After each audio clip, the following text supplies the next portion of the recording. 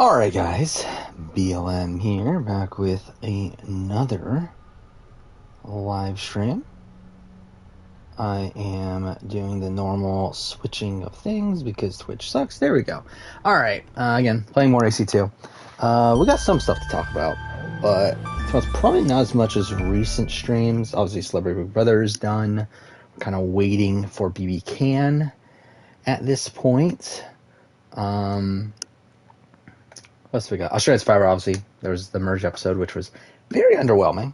Not my favorite episode in the world. And yeah, just as a whole, kind of just whatever. Let's see. So it's this one. Let's see how quickly this loads. I want to see this. It doesn't feel like that much quicker. It'll be quicker on PS5. Alright, either way. Oh my god, I get 30 frames. It's so fucking weird to play in now. Yeah, I've been playing like pretty much nothing but Horizon outside of these streams. It's like going back to a game in 30 just feels weird. And I've been playing that in 60. Yeah, I mean, well, again, there's not that much going on right now. There's Australian Fiber. We got some challenge casting news, but not really. Yeah, Surprise Con went home. Kind of. I mean, this is kind of where I was expecting him to go, was early merge. But yeah, like if you asked me who's going home in the merge episode, I would not have said Colin. But again, not super surprising either. Who's winning, Mark or Sam? I still think Mark. I know this is on paper a really bad episode for Mark, but I don't think it was as bad as people say, though. Because again, it's another situation where even though he's being portrayed negatively, technically, it's the edit is backing him up. In terms of him wanting to target Khan, it's he talks about him as the biggest threat, and I forgot if it was afterwards or right before him, but Khan talks about himself as I'm a big threat, I'm a comp beast, and all this stuff. It's it's backing Mark up. And also same thing with the him not telling Sam about the idol, which is also insane, by the way, that he doesn't tell Sam about the idol. But again, the edit backs him up by showing Sam talk about, yeah, I guess this was a good idea because now people won't think that we're working together all the time. It's again, I still think it's Mark. But yeah, I mean, Sam's definitely number 2. To be fair, Sam's been number 2 for a while. What I think of the BB Can cast videos, it's mostly, to be honest, most people were the same. I did write this in my description for the cast assessment, that, again, I did not get around to watching all of the videos from the BvCam website before doing the cast assessment, but most of my opinions didn't change. Outside, again, Betty, I found her so fucking boring in her interview, her ET interview, the way she was talking, it was just so, annoying to me. And, she seems like a bigger character in the, in her intro, but I feel I feel even worse about her, though. I'm not even paying attention to the actual thing. Now do it again. Much better. And then, Herman, which, by the way, I did say Herman. Yes, I know now it is Herman. I'm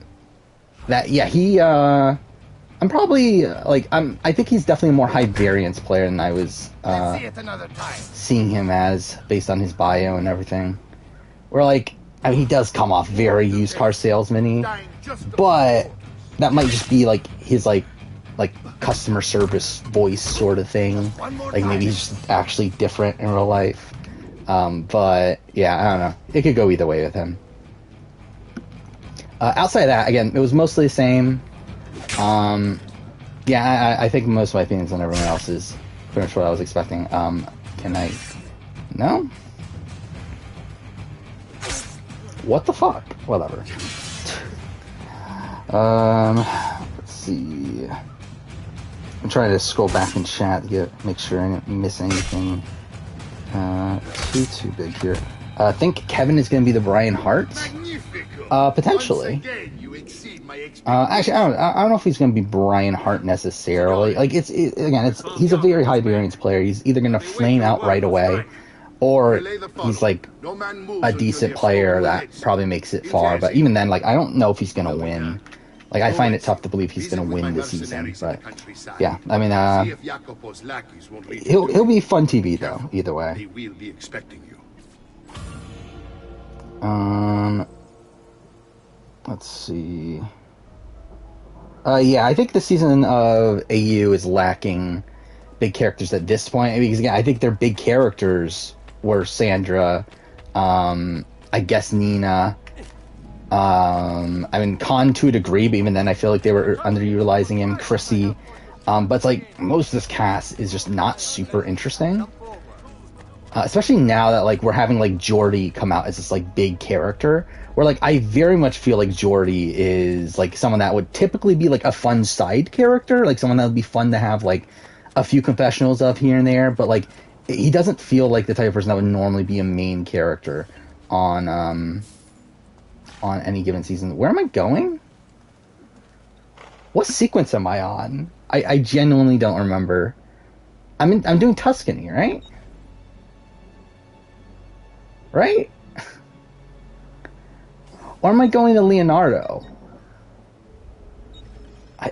Fuck off. Whatever. It doesn't matter. But either way, I completely forgot where I'm at in the story. Would surprise me if Khan is in jury. I mean, like he is in jury. Which did surprise me a little bit. Fuck, this isn't where I'm going. I am going to Tuscany then. Yeah, I was a little bit surprised by Khan being on the jury. This is the first time ever in BB Can that we're having a jury starting at the final 13. It's always been final 11 with like a 9-person jury, right? So a bit of a surprise. Not super surprising in the sense that I think this allows them to potentially still have a final 3, which I think is their goal. And if something goes wrong, then we'll see how it goes. But it'll be interesting to see how they format the season. I am interested because with the Nina boots, I do wonder if like that was supposed to be a non-limb or not. Because I feel like numbers-wise, it wasn't supposed to be, right? Because like they weren't going to merge at 14. That seems very abnormal. So I assume that the Nina boot was actually supposed to be an elimination, and then they had to cancel it.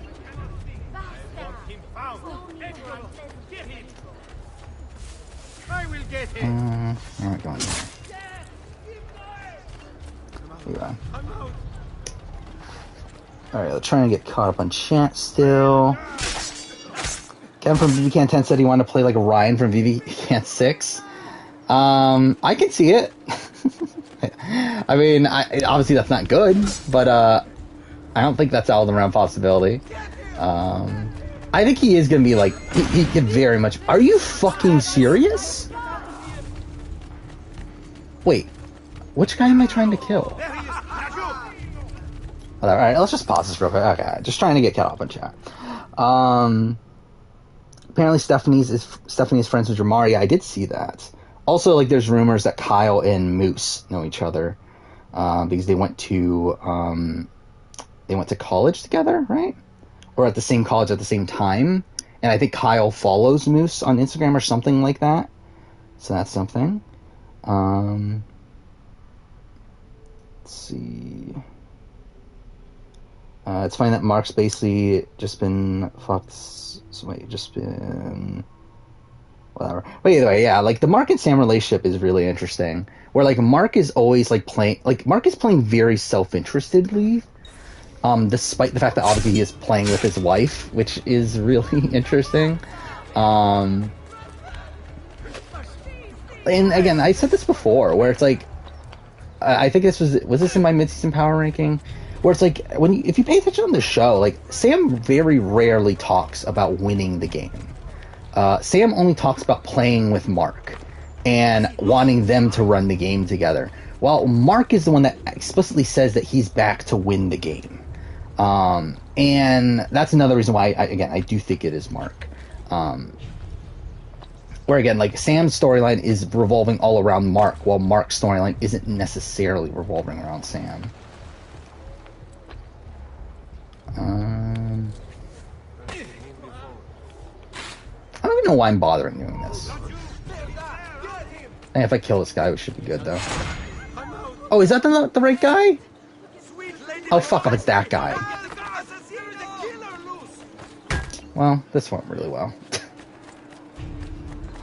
Did I see TJ's interview with Bananas? I saw like someone write like a summary of what they talked about. Nothing like too major in it, I don't think. We did get somewhat recent Challenge 38 news from Gamer, which I mean, to be fair, like who knows how accurate it is, considering again we're still a ways out from the actual cast being put together. Like it is still end of February when filming isn't until the end of May. That means like the cast won't be put together until probably late April. So it's like it's still a ways away.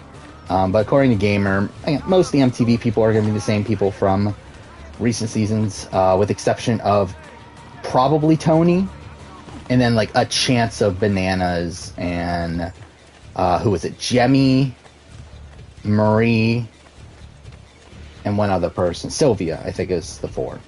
So, yeah. Kind of as expected to me. I mean, like, I think the one thing that is, like, they did say it's unlikely that we're getting Kara. Which, again, disappointing. Like, I would have liked to see Kara and Polly back. But... And it did seem like that was a somewhat likely scenario, considering how much they had been hyping it up, but, yeah, I feel like it would not surprise me. It's more so them being really desperate to get back on the show, more so than MTV actually being that interested in bringing them back. Yeah, supposedly Ashley is busy, which is not surprising. Like we already knew that Ashley more than likely wasn't going to be on this next season anyway.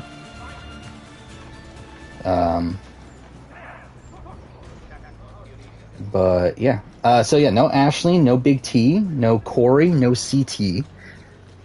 So, and probably no Nani. So it's like quite a few people not coming back. So at least there's that. And still trying to get caught up on chat. Herman is clearly a recruit. I don't think so. Herman, from what I understand, is one of the like bigger fans on the cast, in the sense that he's at least a casual fan of the show. I think there's much bigger recruits on the cast than Herman.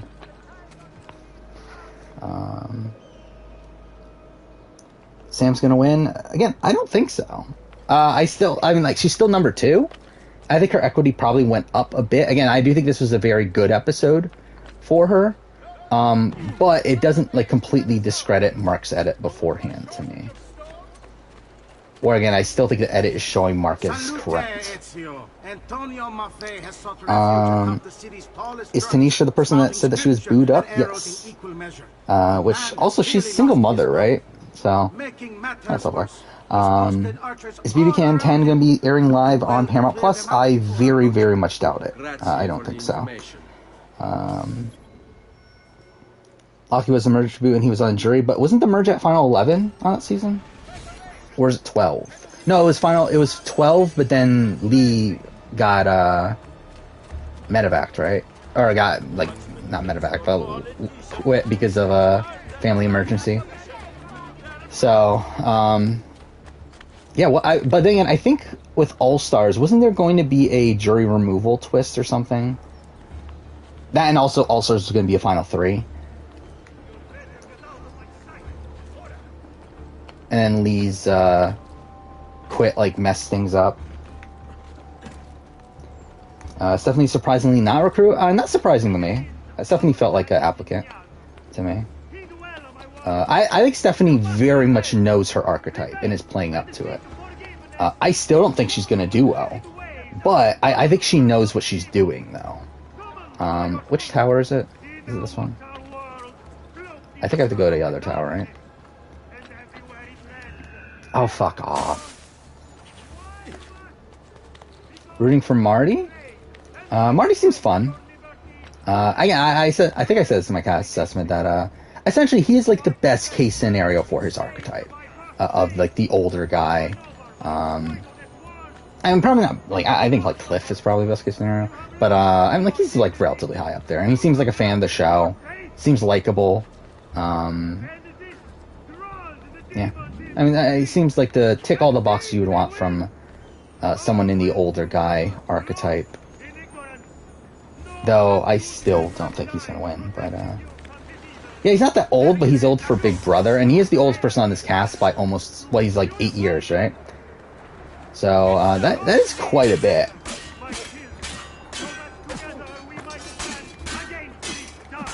Marty is married with kids, I'm pretty sure. Married to a woman. I went to the wrong tower. So let's go to that one. Well, let's see how this goes. There we go. Who's the oldest on BB23? Yeah, it's Tiffany. She's what, 40, right? On that season? Something like that?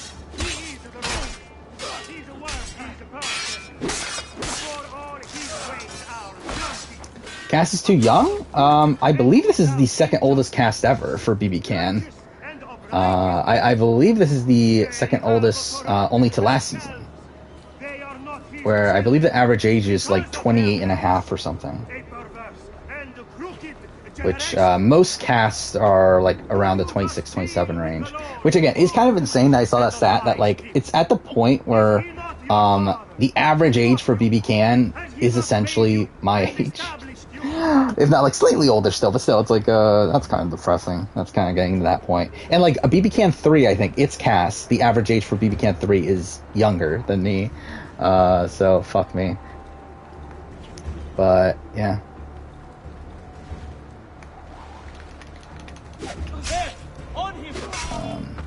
Yeah, like I mean, it's an older cast here, largely because there's a lot of people in their late 20s and early 30s. Like what? There's oh fuck off. There's what? Jessica's 35. Someone's 32. Is it Tanisha? Tanisha's 32. Betty is 31. Then you have like Herman is 29. Josh is what, like 28. Helena, that's her name, right? Is 27. So it's like it's a lot of people around that point.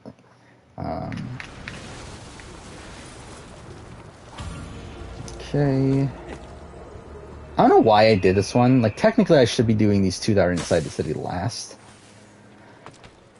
But whatever. For some reason, you feel like Tanisha's gonna be runner-up. I mean, I feel like that's so hard to really predict with Big Brother. I don't know, I'm high. I'm probably actually, that's another thing. I'm probably a little bit higher than Tanisha. Since my cast assessment, where like I think I did do a power ranking, and I think I had Tanisha at like number 5 or something. So that's pretty high. Again, Tanisha's also another one that is like at least a fan of the show. I don't think she's like to the point of live feeds and everything, but like at least watches the show consistently.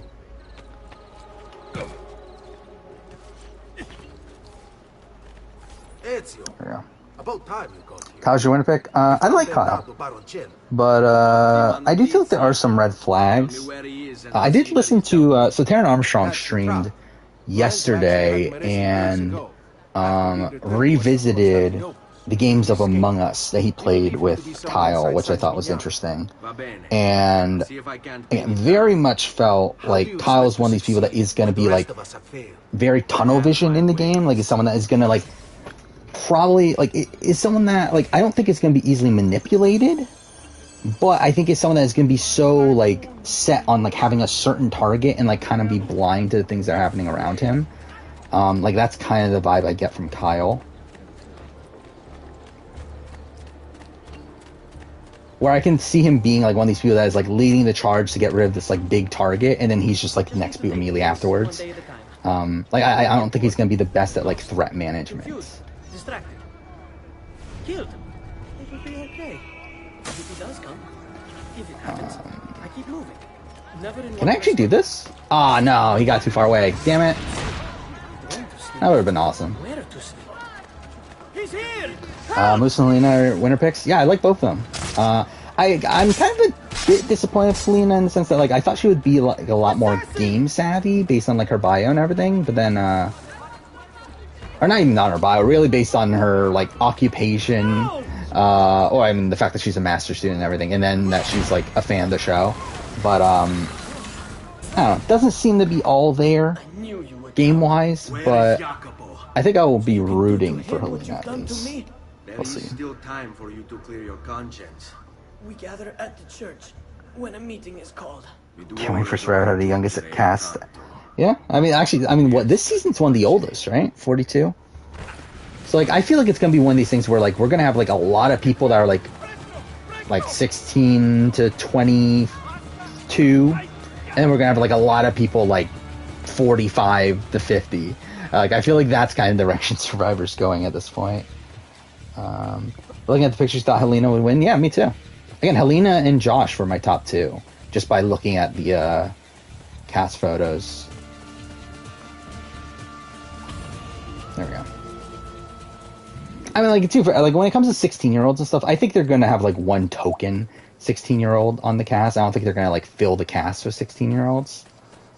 But I think that's why they're opening it up.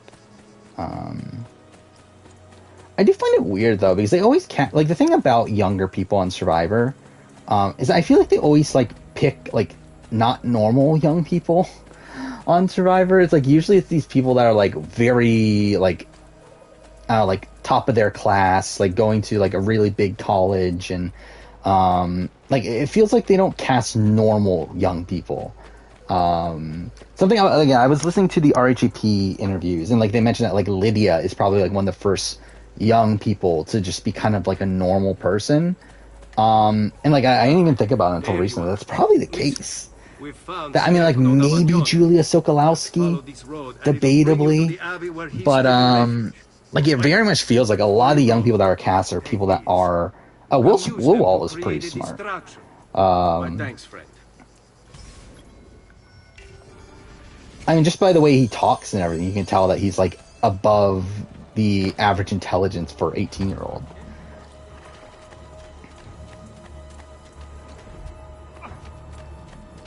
Okay. Do I bother with the smoke bomb? Let us pray, brother. Pray? Pray for what? The Lord's protection. If you think the Lord... JD, I mean, again, JD's another one that has a whole bunch of life experience, despite the fact that he, like, is a disaster on the season. Again, coming into the season, that was one of the highest, like, that was the reason why I was, like, as high as I was on JD, is because he seemed to have a lot of life experience. He wasn't this normal, like, 20-year-old. He's someone that had, like, a billion different jobs already by the time he was, like, 20. Where'd he go? Oh, shit. Invisible madman in the sky. And believe me, Oh, fuck off, game. Oh, good enough. I just got done watching BvW 12. Despite people not knowing the game, enjoyed it more than Celebrity Big Brother 3. I mean, probably the case with me, too. Like, I would guess that that's the case. But that's not saying much to me. I still think AU12 is not that good in the grand scheme of things. I definitely like 13 more, but like the problem, like it sucks that like 13 they made like an extra 10 episodes longer. Like I really wish that they kind of like mixed the two in terms of their formats. Where like I feel like that would probably be like a better structure for BvW. Or like I definitely like the 13 cast more. But yeah, it's just way too fucking long.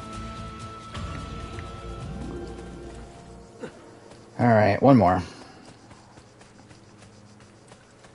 Okay, let's see if I can get back to some of these questions from a while back. Do I think that Sam has a chance? Yes, I think Sam's very clearly number 2. Again, like I think at this point, like I would say like Mark has like 50% win equity, Sam has like 40%, and then like probably like Chrissy and like KJ. Actually, I don't even know. Like I thought this was a bad episode for Chrissy. The fact that Chrissy was like pretty much invisible, like she got like one confessional just talking about how much she liked being at the merge. Like she just like I don't know, I was very underwhelmed with Chrissy's merge episode here, to where like I think she's out of winner contention at this point. To the point where, like, again, like we get so much talk earlier about how close she is to Khan, and on Khan's boot episode she's part of the split vote plan and we get no explanation into why. Yeah, I don't think Chrissy is winning. I'm probably higher on KJ after this episode, though again, like barely. Because it does feel like they're like focusing on KJ for like no reason. So that's something. He's barricaded himself inside that villa. Marcus Sam's gameplay reminds you of John and Jacqueline's. Take some of my men. Use them to clear the fields. Then find a way over the wall so Kind of. I mean, like, it's like yes, but like the opposite way, right? It's like because like Jacqueline wanted to go with like the Missy and Baylors of the world, or really the Jeremy. Like they wanted to get rid of Josh essentially, while John wanted to stick with the guys. Like this is essentially the same thing. It's just that Mark got his way instead of Sam.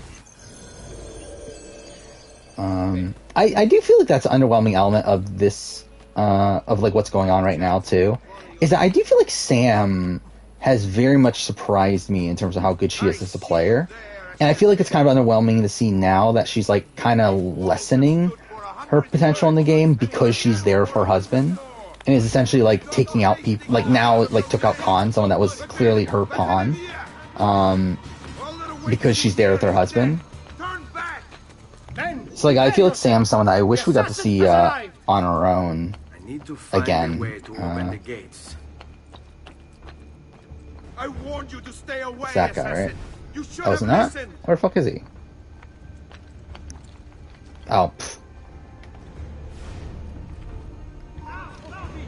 You're finished, assassin. Whatever. You hear me? Finished.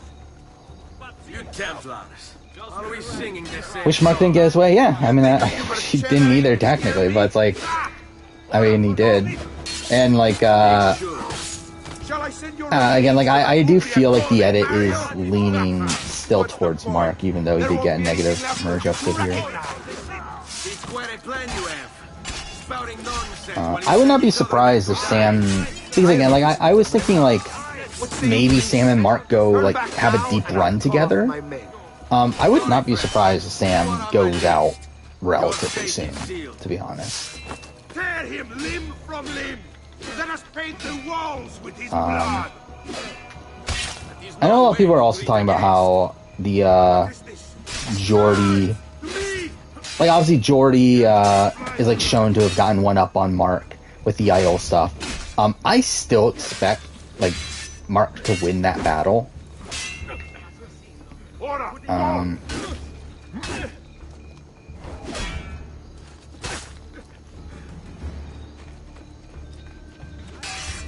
Like I think the only way that it isn't like that, I think the only way that Jordy would win that battle is if we're going full on like Benji, Matt Rogers sort of storyline here, which I don't think is what they're trying to do. Want to see Sam voting Mark out? That's never happening. I think Mark would vote Sam out, though. Depending on the situation. But I think this episode made it very clear that Sam is never voting Mark out. Unless it's a situation where Mark's already on his way out. And there's nothing they can do. You tell the combats in this game's not that good? Yeah, it's pretty fucking shit. I hate it. And like people keep on talking about how this is one of the better combat systems. It's like, what the fuck are you talking about? I hate the combat system of AC2. It's really so fucking bad. Because it really disencourages you from playing aggressively. Where it's like, essentially the combat is you have to play defensively because you have to counter everything to get any damage in. And it's like, with people with axes and stuff, it's like a very precise window, which I'm not hitting. Nah, that was my own fault though. Okay, well let's just, this is probably better.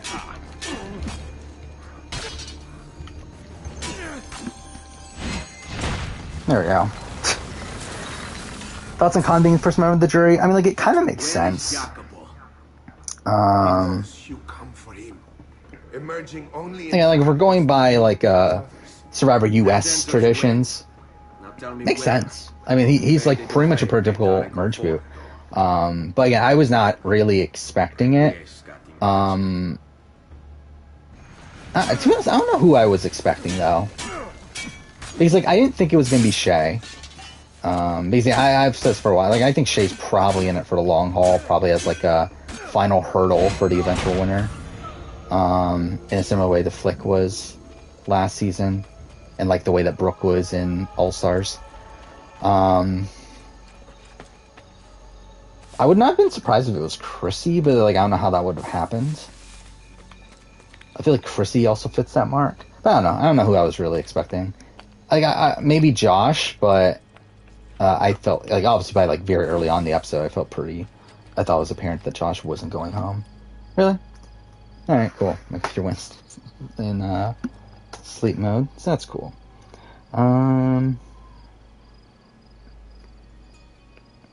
Watch KG just come out of nowhere and win. I think KG's number 3 for me right now.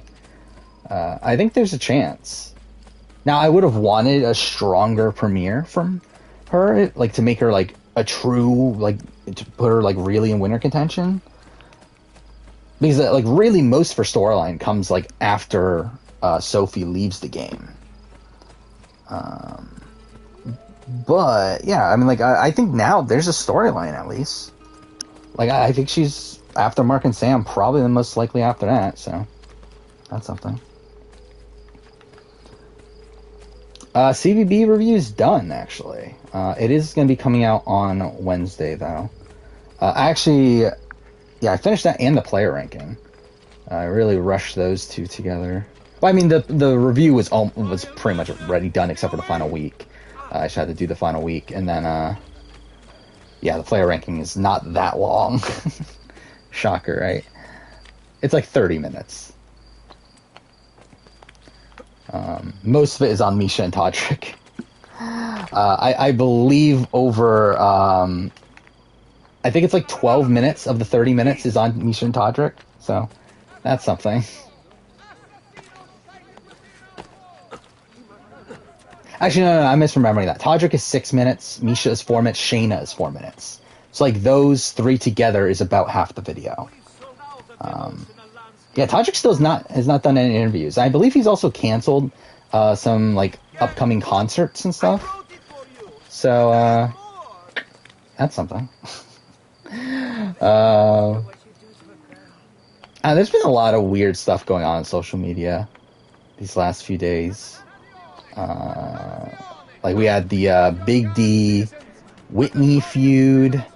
We had Varner going, making transphobic comments on Twitter. We had, the Shayna stuff, which is insane, with her boyfriend just being a fucking asshole. There's been a lot of fucking weird stuff going on.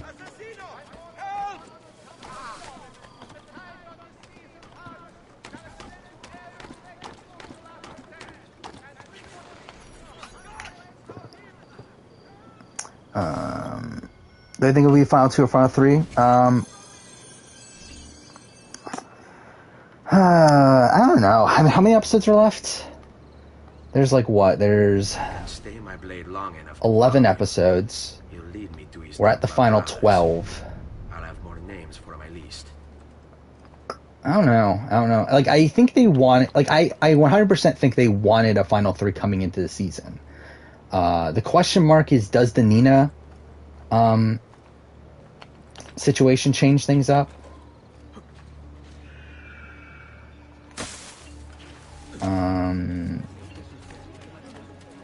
We'll see. If you were to really force me, I would say Final 3, I think. But I definitely think it can go either way. Big strong man, big strong hand. I mean that's the thing. I will say with Varner, the stuff obviously in Game Changer is terrible. It's inexcusable, but also it's he did seem remorseful at the time, and it's because I gave him a bit of the benefit of the doubt, that it was just him not recognizing the severity of what he did. I think at this point, like, yeah, he's just a fucking asshole. I mean, I think there's no denying it at this point.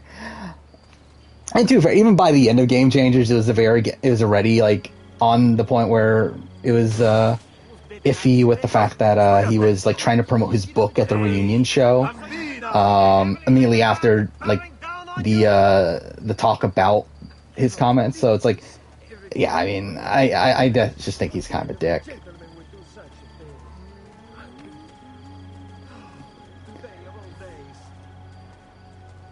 Thank God, the first ever Assassin's Creed tailing mission. Ciao, bello. Fuck off. Looking for a good time? I remember I hated this mission so much when I was a kid. That like I would be stuck here. Like I got stuck here for like a couple hours because I was just a fucking idiot when I was a kid. Mel got content, yeah, that is a thing. I found it so hilarious. Like we literally got the confessional and like they didn't have the name up at first, so I was like, "Is it Michelle?" And then it said Mel. I was like, "Oh shit, she's actually there." I still feel like I know pretty much nothing about her outside of the fact that they were like almost Siamese twins, and that Mel is the super fan and Michelle isn't. But I still feel like I know very little about them. But still.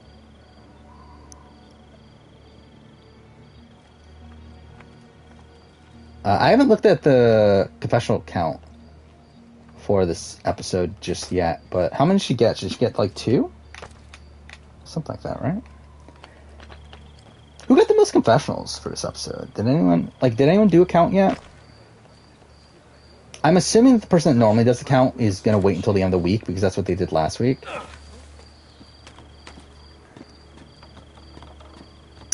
To post theirs, but would be interesting seeing the count for this episode in particular, with it being the merge episode. Yeah, I just love that we got like a full-blown intro here at the merge. It's like they're not even trying to hide that, yeah, we just like purpled this person until the merge. I just look at Werner's Twitter. I mean, is it still there? Did he delete it? I don't remember exactly what he said anymore. But essentially it was like him trying to excuse the...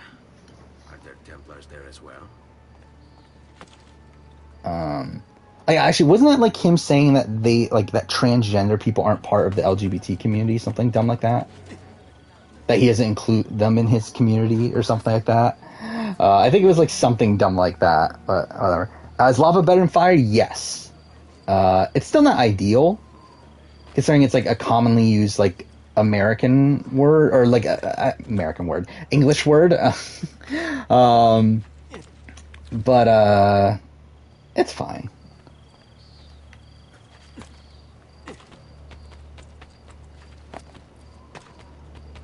It's like, I mean, at least it sounds like island-like. Like, I feel like if it wasn't, like, such a common term, then, yeah, it would be a cool name. But, like, because it's such a common term, it does sound a little bit ridiculous. But I think it's fine. Is this, wait, what was it? You should play Syndicate after you're done with Ezio Trilogy? I'm gonna play, well, what I'm doing here is Ezio Trilogy and then 3. Because 3 is the one I'm making a video about this year. I do want to, like, I mean, like, I technically want to do... Fuck, I've been wanting to replay all of the Assassin's Creed games for a while. Especially because, I just completely fucked this up. Yeah, I'm... but I will say, I'm not a big fan of Syndicate, though. I don't think it's terrible. Like, it's weird. Like, Syndicate's a game that I feel like I enjoy more when I'm playing than what I, like, think of it when I'm actually, like analyzing it. Like, I think it's a game that, like, is a competent game. But, I don't know, just something, like, doesn't like, it's just not very Assassin's Creed-y. I mean, like, it very much, like, feels like a parody of Assassin's Creed. And the writing is very ridiculous at points.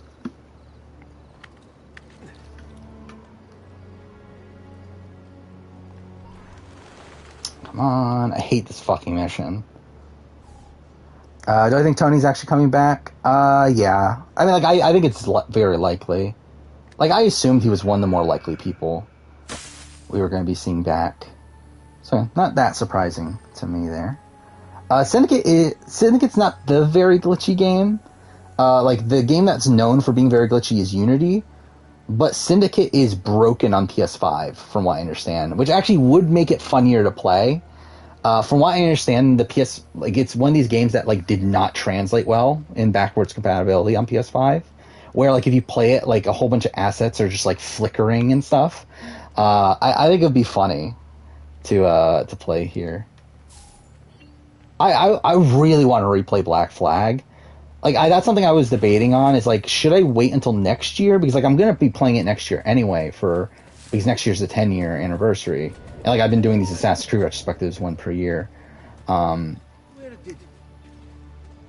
am responsible for my father's death. Wow, that actually worked. Okay, cool. Yeah, like I adore Black Flag. It's not my favorite. It's like probably second or third, but I really do love Black Flag, and I would like to play it again. I haven't played it in like 4 years now. I think 3 or 4 years. Nothing of the fact that Firenze remains in Medici hands. When was the last time? I think it was 3. I think it was like beginning of 2019. So, I think that's the last time I played most of the Assassin's Creed games outside of the Ezio trilogy and Origins. And well, Valhalla, because Valhalla came out in that time. It's supposed to get a new Persona 25th anniversary news. That's cool. With inaction and incompetence, then when asked to account for your failures, and like, when are we getting Persona 6 announcement though? I'm just excited for whenever that comes around. It's alright. I do. Yeah, like if you're not like a massive Assassin's Creed fan, I can get why you would like Syndicate. Like I think when you take out the context of the series, Syndicate's a fine game. Like it again feels like very like it's obviously very inspired by like Batman Arkham in the sense that you have like the rope launcher, you have the like really like arcadey combat system. But like again, like in connection to the rest of the series, it is very jarring. Mind you, immediately afterwards comes Origins, and after that Odyssey and Valhalla, which is even more jarring.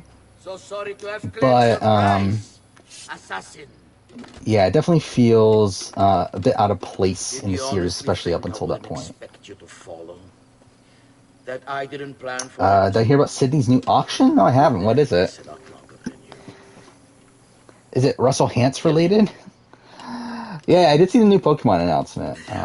Which, yeah, very weird that like they're doing it like immediately after was it Arceus or whatever it was called came out.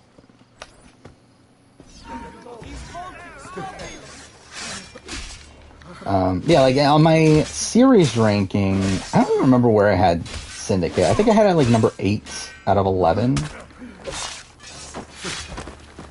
Where like now I would actually have it probably a spot lower.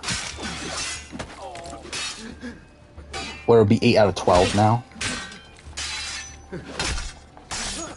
Or 9 out of 12. Sorry, 9 out of 12. World's Toughest Race got canceled? Which one was that?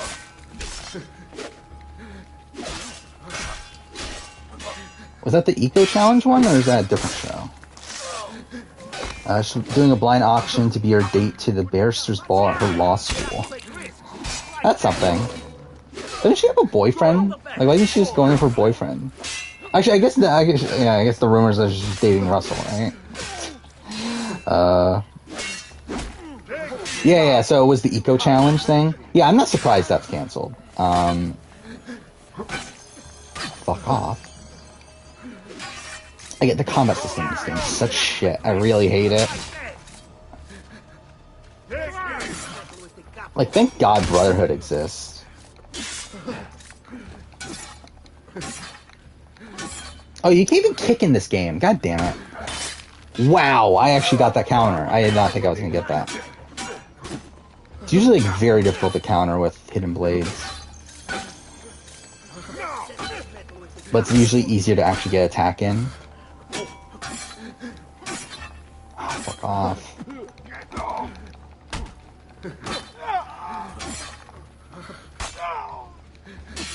Yeah, I forgot. I did watch that show, by the way. I forgot. Did I ever talk about that? I did watch that.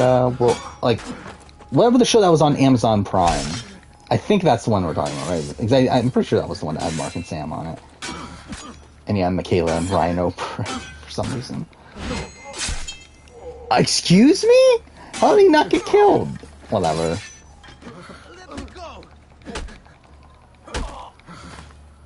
I didn't even pay attention to the starters.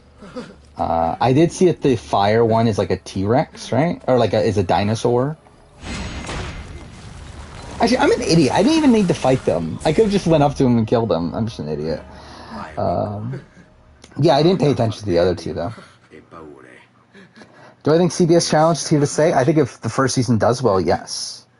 I think that's the intention, is that they're going to continue doing it.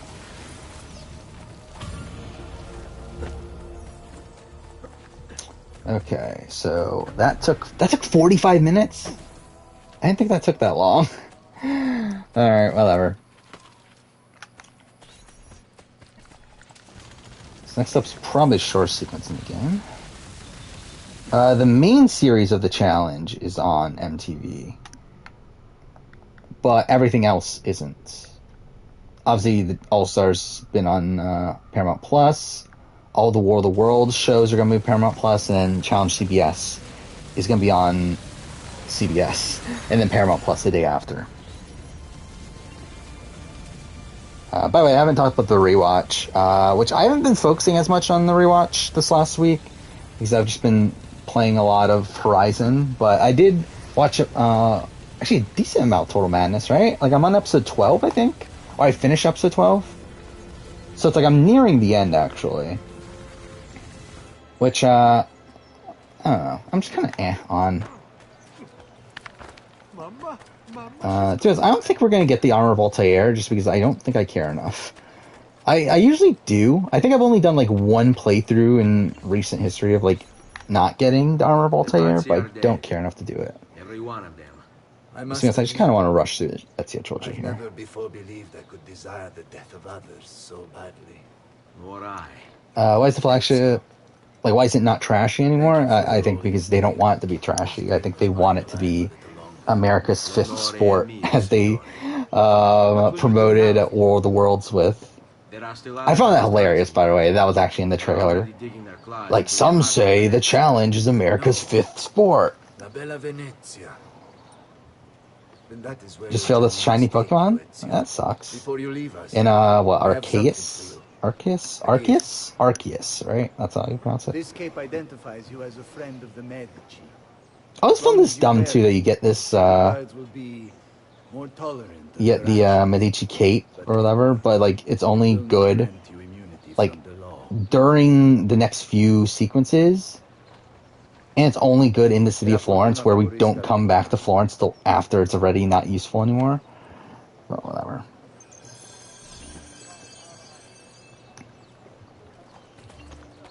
And yeah, I think it's dumb that they're trying to hide, like, certain storylines.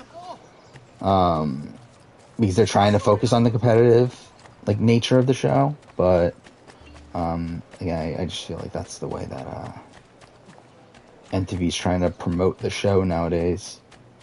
Where it's supposed to be, like, big, like, action set pieces and all that sort of stuff. Over, like, drunk fights and everything. Actually, again, like, rewatching Total Madness, it's like there's still like a decent amount of, like, trashy things going on across the season. And I feel like if it wasn't for, like, D getting like, edited off the show, I feel like there would have been more too, because it seems very clear there was going to be this, like, big D Rogan storyline about how D or how Rogan backstabbed D and all that sort of stuff, where, like, that was just, like, edited out of the show. Leonardo! Will BB contestants ever be on the challenge? I don't know. I think it looks not super likely, to be honest, at this point. Like, I would want it, obviously, but again, the only Canadian reality TV star to be on has been Shailene, which is, I mean, that's something. But yeah, it's like recent, and that was in War of the Worlds. Like they haven't casted from Canada in recent seasons, and like now with War of the Worlds being U.S., Australia, and UK, and Argentina. Like I don't know, like are they going to reach out beyond that for the main show? I guess we'll have to see. But I don't think it's super likely, if I'm being honest. I think it's more likely that we get Australian Survivor than we get Big Brother Canada. I still can't believe we don't have an Australian Survivor person, though. Especially considering how focused Australian Survivor is on challenges. Like, that very much... I'm an idiot. Again, I'm not paying attention. Whatever, we'll just run there. I could have fast-traveled, but whatever. Yeah, JP and Turbo. I love how, like, radically different. Like, you have Turbo, the winner of the quote-unquote hardest season in history of the show. And then you have JP, this, like, bumbling idiot that tried to challenge CT. And to be fair, lost to Kyle, not CT. But, I don't know. I find that funny.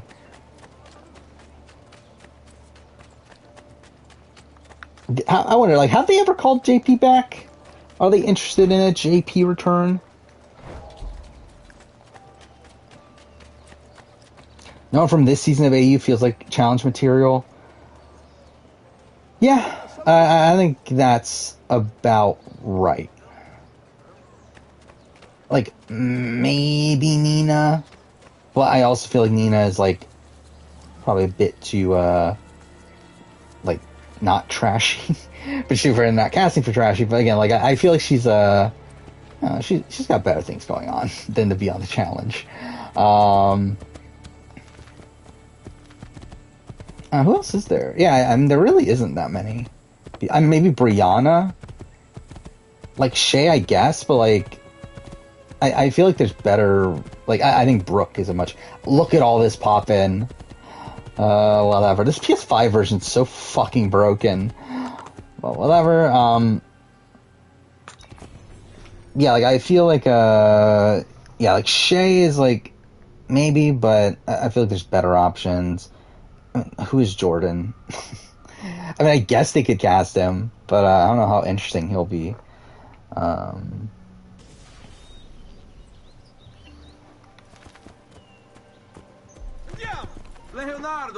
I think they want Amanda for fights.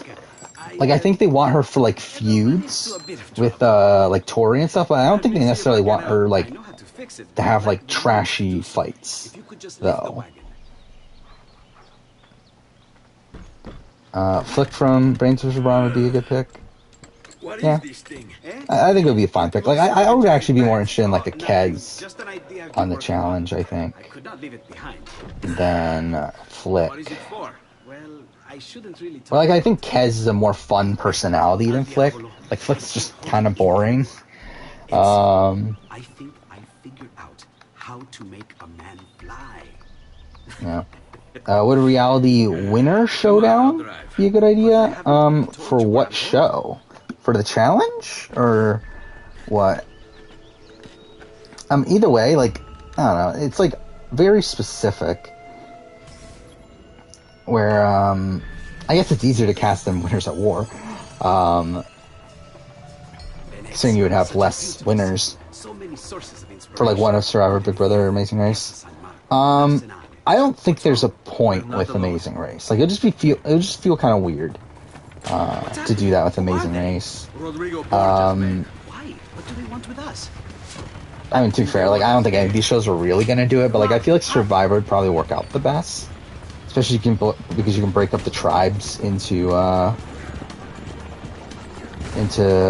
Survivor, Big Brother, and Amazing Race.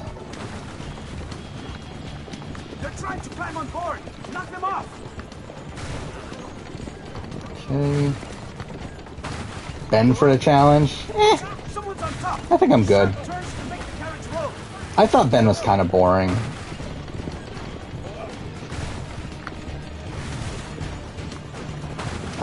Victoria from BB Kansas, she'll do the challenge.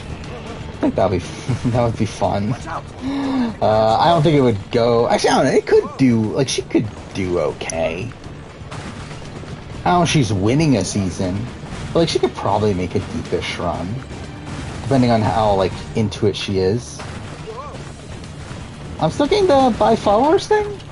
I think I would pass that by now. Challenge could do MTV versus CBS season. Yeah, I think that's probably in the cards. Would not be surprised if they do that for the main show.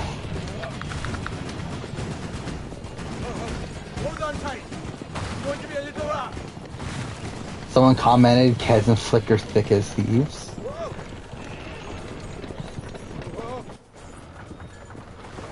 Or thick, not thick as thieves, thick like two horses. That's something. Luke for a challenge? I think it would be interesting. I don't know how interested he would be. And like, I don't know how much of a fit he would really be on a cast of the challenge. But it would be interesting to see at least one season of that. Yeah, I'm shocked we haven't got... I think Adam Pike feels like the perfect person to bring onto the challenge. Like, again, I personally, I would probably go Anthony. But, like, it does feel like Adam Pike is the type of person that they would normally cast anyway.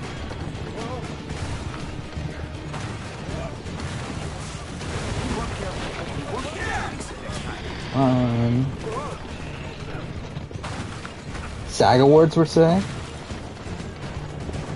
Who won? Actually, I don't even remember. Like, who was even nominated for, like, Best Actor at the Oscars? I don't even remember.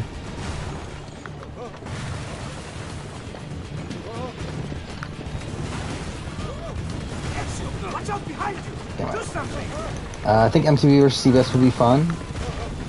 I think it'd be fun, but I think, yeah, I think the hardcore challenge fan base would be, like, upset. Even though it's already starting to become that anyway. Of, like, half MTV people, half... Actually, it's even worse than that, really.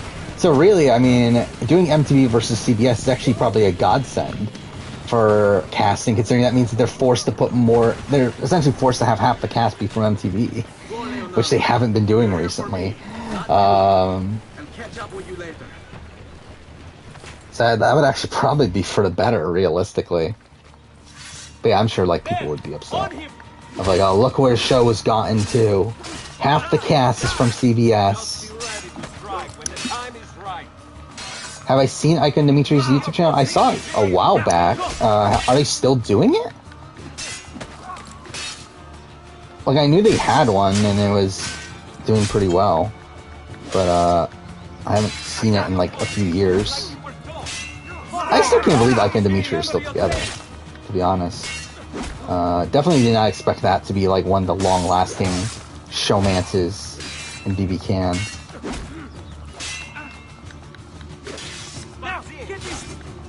Is that really one of the videos? I'm getting deported back to Jamaica?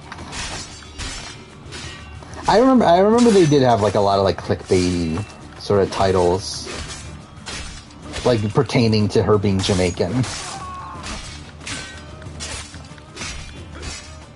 Were there only 6 CBS people on Spies, Lies, and Allies? It felt like more, but I mean, you're probably actually right? Because you got what? Fessy, Josh, Casey. You got Michelle, Tommy, Michaela. No, there was more because there was Jeremiah. You're forgetting about Jeremiah?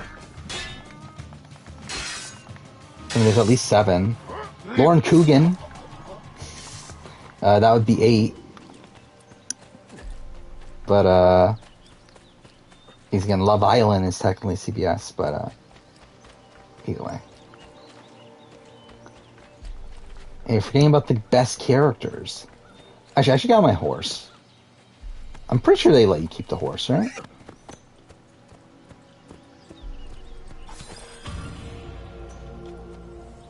And Love Island's now on Peacock, but it's still, at the time, a CBS production. And the seasons that, like, those seasons were produced by CBS.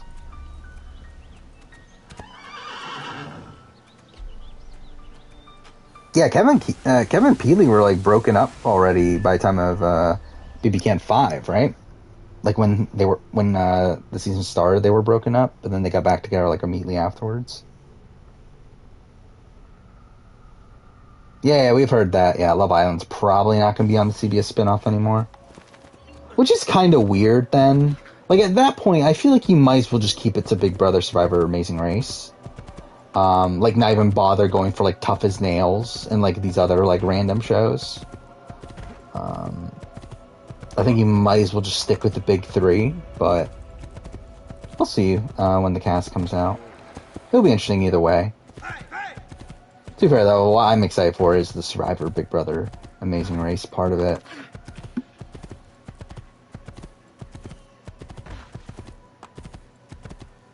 It says Cachet is likely, but those aren't official sources anyway. Like, that's just like... I'm assuming you're talking about the Reddit thread, right? Which that's just, like, the moderators of the Reddit, like, putting together the info that is out there.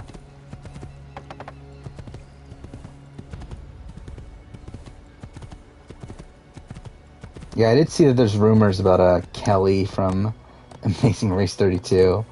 Which, I mean, like, isn't that surprising considering she's an Olympic athlete? Right? They were Olympic athletes, right? It's like, it's not that surprising from that front. But, yeah, it is still weird, though. Considering, like, she's just such a random person.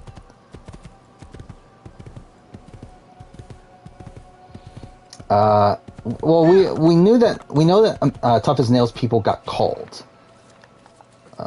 But who knows if they're actually going to cast anyone from Tough as Nails. Over here. Kim Penn for... Oh, fuck off. For when... again, I think it's Kim or Penn or Raquel and Kayla. If this was Survivor, I would say for sure it's Raquel and Kayla, but it's Amazing Race. And because I think Kim and Penn are very likely. I did what had to be done. You would have done I feel like I would be more satisfied with the Raquel and Kayla win, though. Bravery is not my strong suit. To me, Kim and Penn are just kind of boring. Like, I don't find them that interesting of TV. Like, it's like weird because, like, obviously they are these like content creators. They're like supposed to be these big personalities, but like I don't feel like they're that entertaining on the show. I feel like they're the most boring team of the remaining teams on the show. And maybe it's because they are winning and they're like not trying to show like their faults. But it's like I just don't find them that interesting. Don't just stand there. I need help. Danny from Tough as Nails would be great. If only I knew who that person was. Love to see Ryan and Dusty win. I think it would be interesting too. I don't think it's out of the realm of possibility at this point. Again, like earlier in the season, I was definitely out on them, considering how much we got talk about how they're like the front runners. But now that they've gotten like this streak of really bad legs, I feel like there could be a storyline of them recovering from that to get a win. But I feel like they are the least likely of the three. And by that, I mean, like, Arun and Natalia are not winning. I think it'd be hilarious, though, if Arun and Natalia won. And it's not, again, it's also not 0% chance. But, again, I feel like it's very unlikely. Madonna. Oh, you're good. Rachel's rumored to be contacted. Again, would not be surprised. I think Rachel is someone that would do any reality show that she's contacted for. Only to help someone in distress. Which is exactly why you... And yeah, challenge. I think she'll do it. Yeah, she wanted to do Big Brother pregnant. Like she's gonna do anything. Any reality show. I'm Katerina. Now, Ezio. We must find you suitable reward. Do you have any suggestions? Cool. I do believe we also got confirmation that Josh isn't gonna be on, right? Which is kind of surprising. Both Josh and Michelle, I believe, is not going to be on. So, that's something. No, she legitimately wanted to go on the show. She actually asked production that she wanted to be in the game, but then she wanted Alyssa to do the challenges for her. And then production said, no, we're not doing that. I look forward to enjoying your hospitality. Why was Rachel not with Brennan? Because someone had to take care of their kid, and Brennan also, I believe, was about to graduate, right? So it's like I'm pretty sure they were just like Brendan was busy. But I believe that was like around the time that Brendan was graduating from graduate school or whatever. I don't think so, Ezio. That's Caterina Sforza, daughter of the Duca di Milano. Her husband is... Husband? Yeah, Michelle's not doing CBS, but it's like, again, probably in contention for 38. As she is young and beautiful. Sempre come una donna per me. I should play an orc. I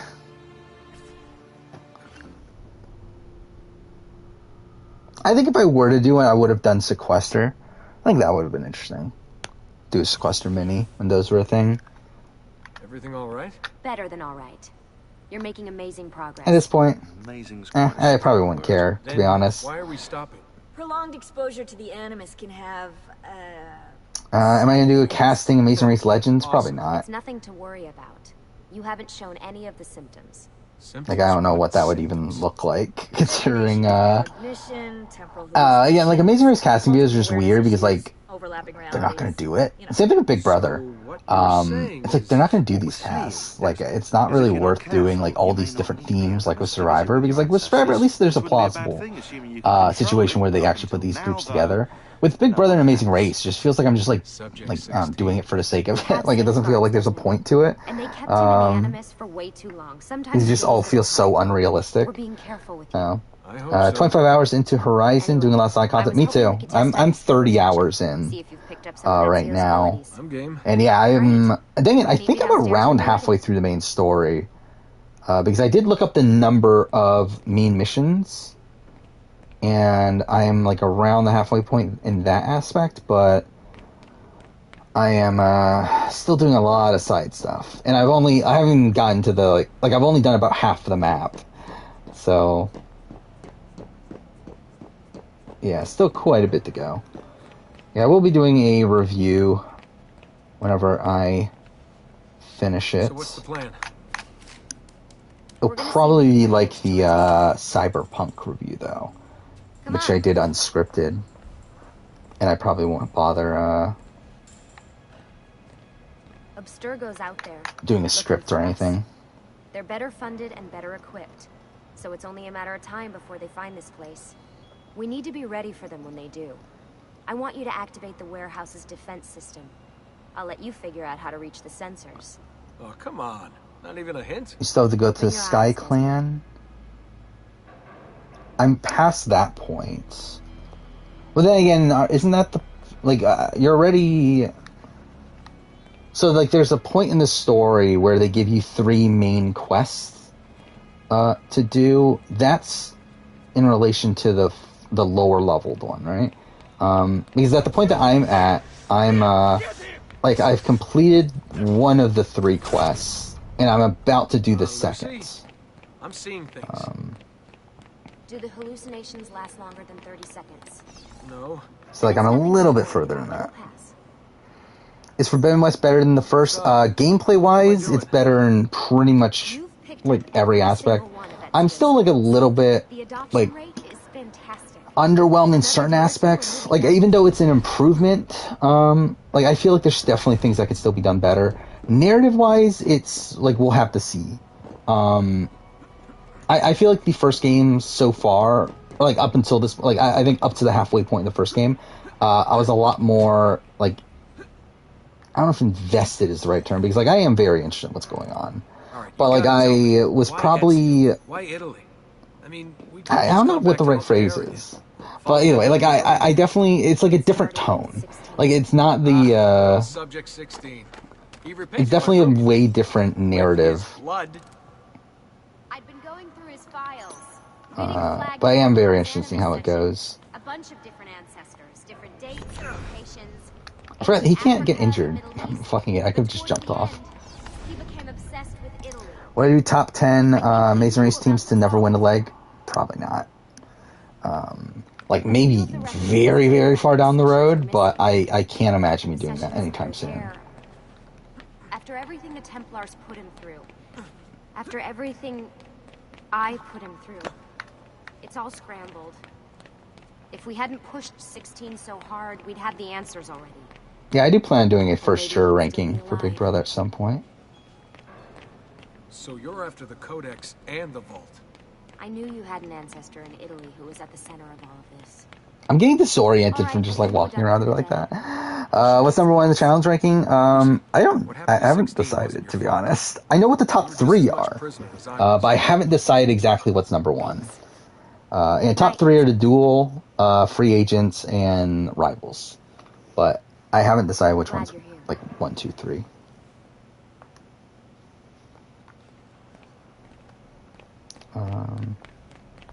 Yeah, I'll do first juror boot for Big Brother at some point. It probably won't be this year, realistically. I already have a lot of Big Brother rankings that I'm doing this year. So, like, it'll probably be sometime, like, realistically, it'll be sometime next year, probably. Yeah, again, free agents is top 3. Like, if you were to, like, tell me to rank them right now, I would probably, like, say rivals, free agents, then duel. But, I don't know. We'll see. I'll revisit my notes before I actually finalize the list. But just, like, my gut is telling me that's the ranking right now. What the hell? BB Can final juror ranking, I think it's at the end of March. As of right now, it's March 30th. Yeah, it'll be nice when once Amazing Race is done, I essentially have every video up until the beginning of April done. So that's something at least. It's been a while since that's been the case. I've had about a month's worth of videos ready. Where's X's 2? It's kind of like in the sub tier below that. Alright, actually, maybe not the sub tier. It's like, I mean, if we're like comparing it to my my Survivor ranking, like it's probably in like like essentially if you take my top tier, like I think you can break the top tier into 3. It's probably on the bottom third of that top tier.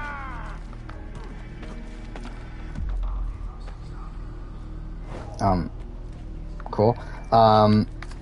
Flaws of the top 3 seasons. I mean, the duel, it's kind of just like, it's a weird format.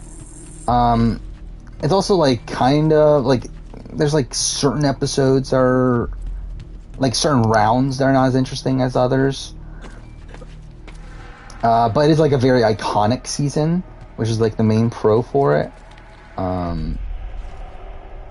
You have Rivals, which I think is, again, really great cast. One of the all-time great casts. Feels like the end of an era to a degree, especially like with the dominance of JEK and stuff. But it's also like a very small-scaled season. Like if you pay attention to the structure of the season, like there's only like 3 eliminations before the final, 4 eliminations, something like that, for each like gender.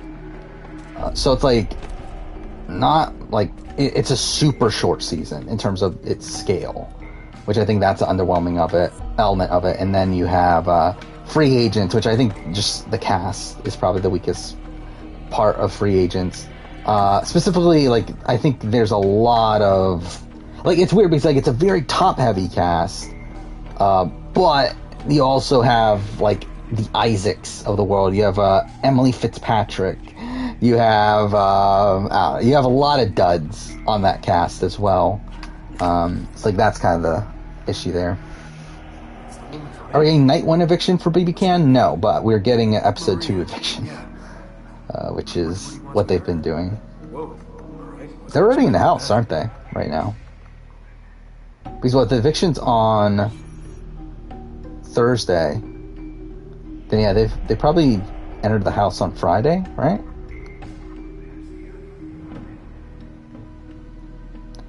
You have a soft feeling about the bottom 2 and number 1, but I'm interested in those middle 5. Wait a second.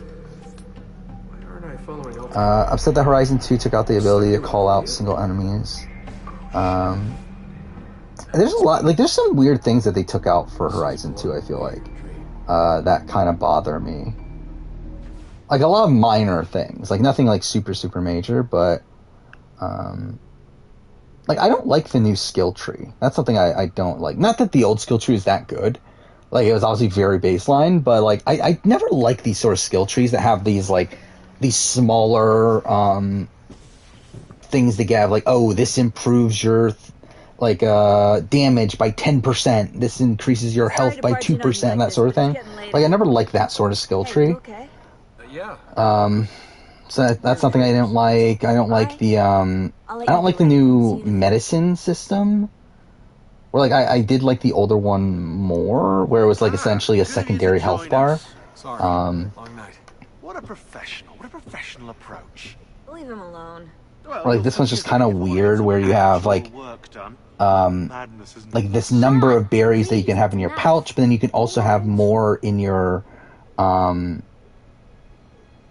what is it even called? Like, you can carry more around with you, but then you also have some in your stash. And it's, like, really weird, like, and, like, just in general, the overall, like, stash system I just find kind of weird. Where it's like, what's the point? Like, why can't I just carry everything around? Like, mind you, Horizon was even more restrictive in that aspect. But I feel like it was better to be more restrictive than, like, here, where it's, like, it's kind of restrictive, but kind of not. Like, I find it really weird. I'm sorry. Betty's boyfriend's nephew commented on my BB Can 10 cast assessment. That's something. Would I do top 10 Survivor episodes? Yes. I plan on it. Safe and sound. Yeah, not immediately. For how long? Where, like, I feel like I have enough videos planned to where, like, it's not right away, but I would ideally like to do it. I'll keep you safe. Anyway. Peyton List or Zendaya? I should get back to work. Like, I would probably personally say Peyton List, but they're both good. Do I actually have to talk to them? I don't think I do I? Yeah, this game feels a lot more difficult. That's something I noticed too, with Horizon. That, it definitely... Okay, I guess I can't talk to them. I do feel like the difficulty is a bit more than the original game. Mind you, I haven't had a normal playthrough of the original game playing on normal. Like, that wasn't New Game Plus in a very long time. And I do remember, like, having difficulties on my first playthrough, but I don't know, like, it definitely feels like, yeah, you take more damage in this game. I also feel like certain enemies take forever to kill also. And I'm, like, way above level, too, so...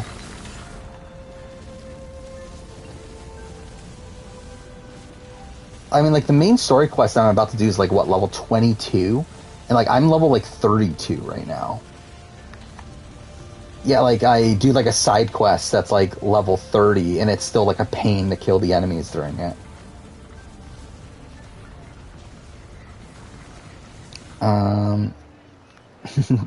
Day, not die? Oh, well. I'm probably never going to remember it, to be honest. Yes? Will you do top 10 challenge, Amazing Race? Probably not. I would probably do top 10 Big Brother weeks. I still want to do a top 10 first, or not top 10, we're ranking all the first weeks in Big Brother history. Big Brother US, at least. BB Can's, like, fucked, because we don't really get a first week. Yeah, BB US I definitely want to, though. Our first stop, the Rialto Bridge. Behold the elegance with which she spans the Grand Canal. Which would kind of be like the unity and pride. The same thing as, like, the premiere ranking, but for Big Brother, because, like, the premieres of Big Brother are, like, all the same and boring. So, like, it's kind of weird to do a premiere ranking for Big Brother when they're all not that good. So I feel like it's just better to do the first week one. Frenchie's definitely very high. I'm not sure if he'll be, like, number one for sure, though. I'm trying to think through them now. I mean, it's probably, like, BB20 is pretty good. I think the problem with BB20 is that it's, like, it's very good, like, right at the end. It's kind of like, before that. You were told to stay home. Yeah, like, BB19, BB23, BB14, maybe 15. elsewhere. Yeah, I feel like those are probably the top ones from the top week ones. Is Fessy's Reign top 10? Probably not. But I would say, like, if we're doing, like, top 10 weeks in Big Brother history, like, I think week 1, week 2, week 3, and week 5 from BB20 could all make the cut. Ezio, come. Is Frenchie top 3 worst players of all time? You'll see sometime. When's that video coming out? I think it's April. Yeah. Sometime in April. There's Rosa, everyone's favorite character. Caitlyn Week's underrated. Caitlyn HOH Week or Caitlyn Boot Week? I feel like Boot Week is, like, it's interesting, but also, like, I mean, like, it's fun from a character standpoint, actually, because, like, you do have, I mean, like, there's some ickiness with Sam and, like, her, like, essentially slut-shaming Caitlyn and Haley, but you also have, like, JC, like, her about to, nominate JC, and then, What's happened? He is attempting to unify the murder. he, like, convinces her not to just by, like, telling her not to at the nomination ceremony. They say they're fighting. But I don't know, like, I still think it's probably the weakest of the pre-merge or pre-jury for BB20. They destroyed my Throat's really fucked. I demand compensation. Here you are, then. Since Luke was on BvVIP, who do I think from Australian Survivor? I'll report you to the council. I think David. I think David's the easy one. If they were to do VIP 2, which again, I think, from what I understand, isn't the rumor that's been canceled? But, yeah, I think David is the clear-cut person. To where, like, I can't imagine anyone else, really. Especially considering he's already done Celebrity Apprentice. Like, it just makes sense that he would do Celebrity Big Brother.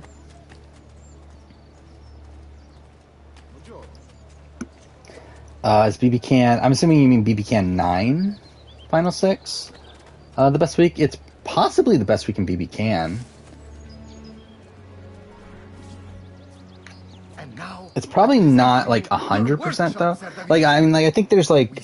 no expense in its design. What other weeks would there be? I mean, like, you got, like, the Jordan boot in BB Can 3. You got the, Johnny saving himself in BB Can 6. So, here we are. Trying to think through them. Care to come in? It may be later. I need to visit the It's weird because, like, I feel like a lot of, like, the best rounds, like, have, like, a double eviction or triple eviction, like, sort of associated with it. Because, like, obviously, like, BB Can 5 has, like, the triple eviction's incredible. You have the, Netta, obviously, eviction. Oh, fuck, I missed the button. That's incredible. But, like, those are obviously, like, double and triple evictions. And then, like, week 1's fucked because we didn't really get to see all of it. Early week BB Can 2, it's good. I don't think it's quite on the level of the other ones I mentioned, but yeah, it's good. Trying to think. BB Can 1, is there any? Maybe like the Tom Boot week, but like not, it's not quite on that level.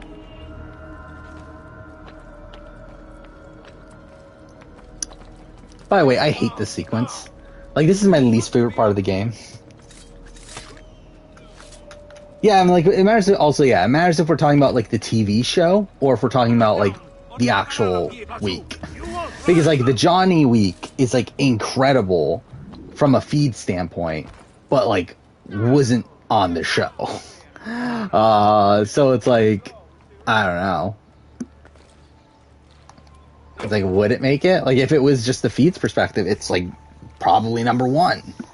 But not taking the feeds into consideration, it's like probably barely there.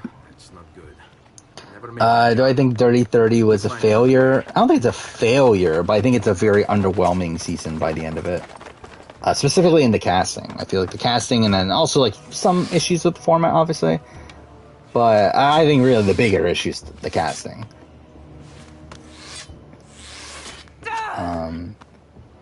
yeah, I mean, they got some big names back. That was cool, but,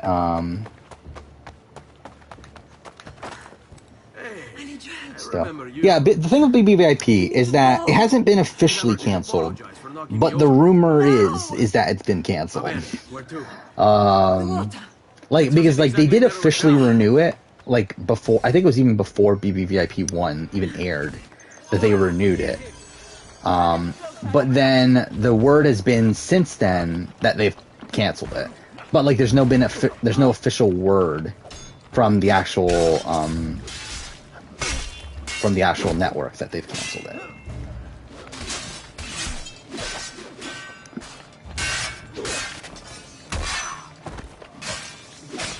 I mean, like, I think Mark's winner at it took, like, I think it's debatable that it took a hit. I think most people are saying it took a hit. I don't think it's taken a hit yet. I think if the edit continues on till next episode, then probably. But, I still think they're showing him as being right in the things that he's, doing. Even though it's like, he's being portrayed more negatively, or at least, I mean, like, really, it's more so Sam being portrayed positively, and considering that they're in conflict, it's like, I guess he's being portrayed more negatively. Yeah, Matt Rogers would be fun on Big Brother VIP. What is going on? The camera's fucked. There we go.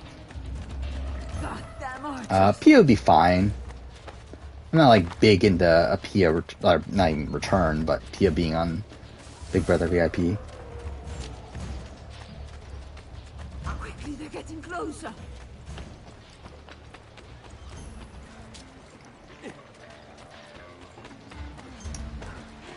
Edit Mark in the last 7 episodes was bad. I don't think it's been bad. I think it's been hit or miss. Again, the thing is that, again, like, at the swap, it's the same thing as this episode, is that, like, even though the things are being, like, there's points where they show it as somewhat negative, it's like they then counter it by showing it being correct. So it's like, I wouldn't say that's bad. I would say last week, the stuff with Jordy, I think that's definitely the most questionable part of his edit. But, again, I think the stuff related to Sam, again, I think they're showing Mark being correct in these situations. I'd be better off on my own. And again, Mark is also getting his way. No! Die! Fear not. I'll make sure each of you... Neither Mel or Michelle went. It was Khan.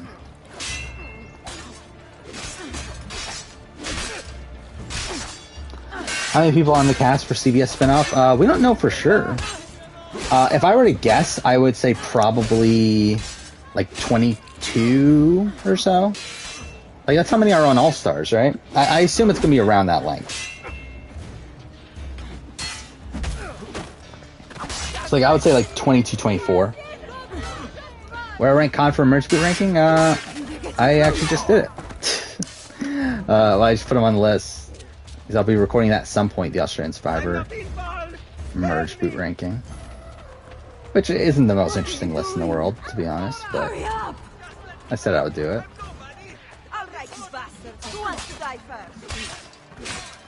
But he's pretty much like, kind of middle of the road.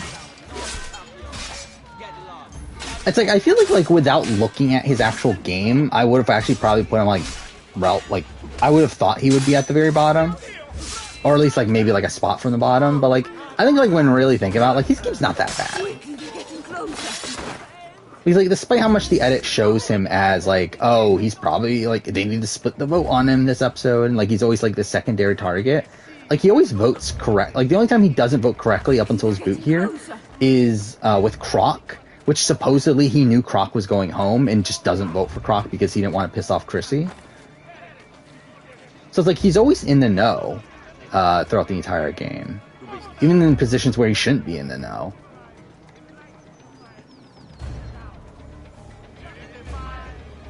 And really, I think he's just kind of harmed by this, like, perception in the game of, like, well, one, like, he pretty much publicly got an idol. Now, like, technically he could have lied to his tribe about getting an idol, but I feel like he would have been found out anyway. So I think it was probably still the correct decision for him to tell his tribe that he got an idol from the David thing. By the way, also, David got no content here, despite the fact that they set up earlier this like potential David Khan feud back in episode 3 that just leads to nothing here. So that's something. Hugo! What's this? Rosa's been wounded. Yeah, essentially with the merge dispute ranking for Australian Survivor, if I remember right, I think there's like 2 that I would consider like top tier. Careful. There's like 2 that I would consider bottom tier, and there's like 3 in the middle, and like Khan and Kez are both in the middle. Go. I'll deal with the guards. Like Kez is someone that like I kind of want to put higher, just because again she's one of these people that gets idle out of the game, but also it's like she didn't really. I mean, like she was idled out of the game, but like technically the votes were there to naturally vote her out. They just didn't do it because like why would George and Kara blow their cover at that point? But like if George wanted to, he could have outright just had the numbers against her, but he just decided not to. So it's like technically she doesn't get out of the game, but does also. Was it juicy enough? I guess not. I just love how JLP is actually just calling him juicy at this point. Like that's just so ridiculous to me. I hate this mission so much. They're all over the roof. Excuse me? Do something quickly. How much more health do I have? Oh, that's literally the last one. Okay. Perfect. What a masterpiece.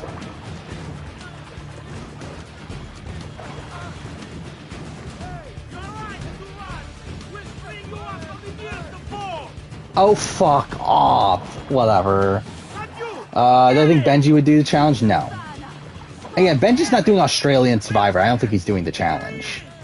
Like a show that he has no connective like tissue to. Fuck, I've never been behind. Like I always get like way too far ahead and actually accidentally failed the mission because of that. I've never gotten like too far behind and failed the mission because of that.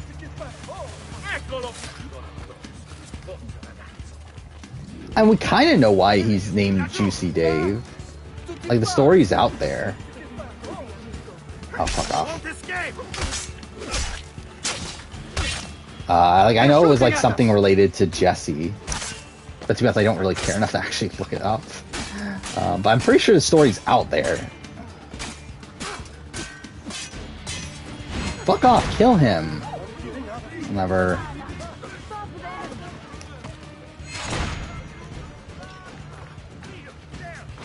What are your top 10 worst episodes? Probably, for Survivor. I don't think for anything else, though. Oh, what the fuck? There's that many? But yeah, like, I wouldn't do, like, top 10 worst Big Brother weeks. Like, I don't think like, it's not that interesting of a concept to me. But yeah, I would definitely do worst Survivor episodes. Damn it. Yeah, I really need to go to a blacksmith. I need better armor. Especially if I'm not getting the armor Voltaire. I did see that, yeah, that Erica got the key to her city. So that's something.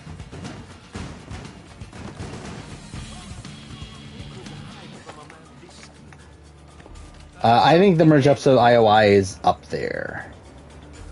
I would say like Rice Wars comes to mind as a bad episode.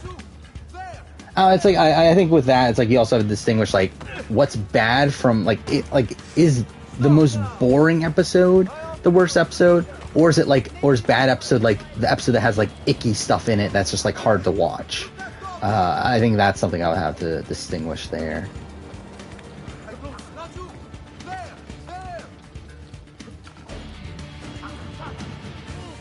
That's funny. Oh, what the fuck. Yes, Sue Quit's definitely up there.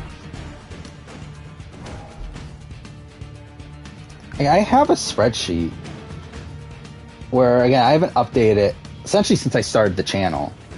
But I did used to keep a spreadsheet where I ranked every episode of Survivor out of 10.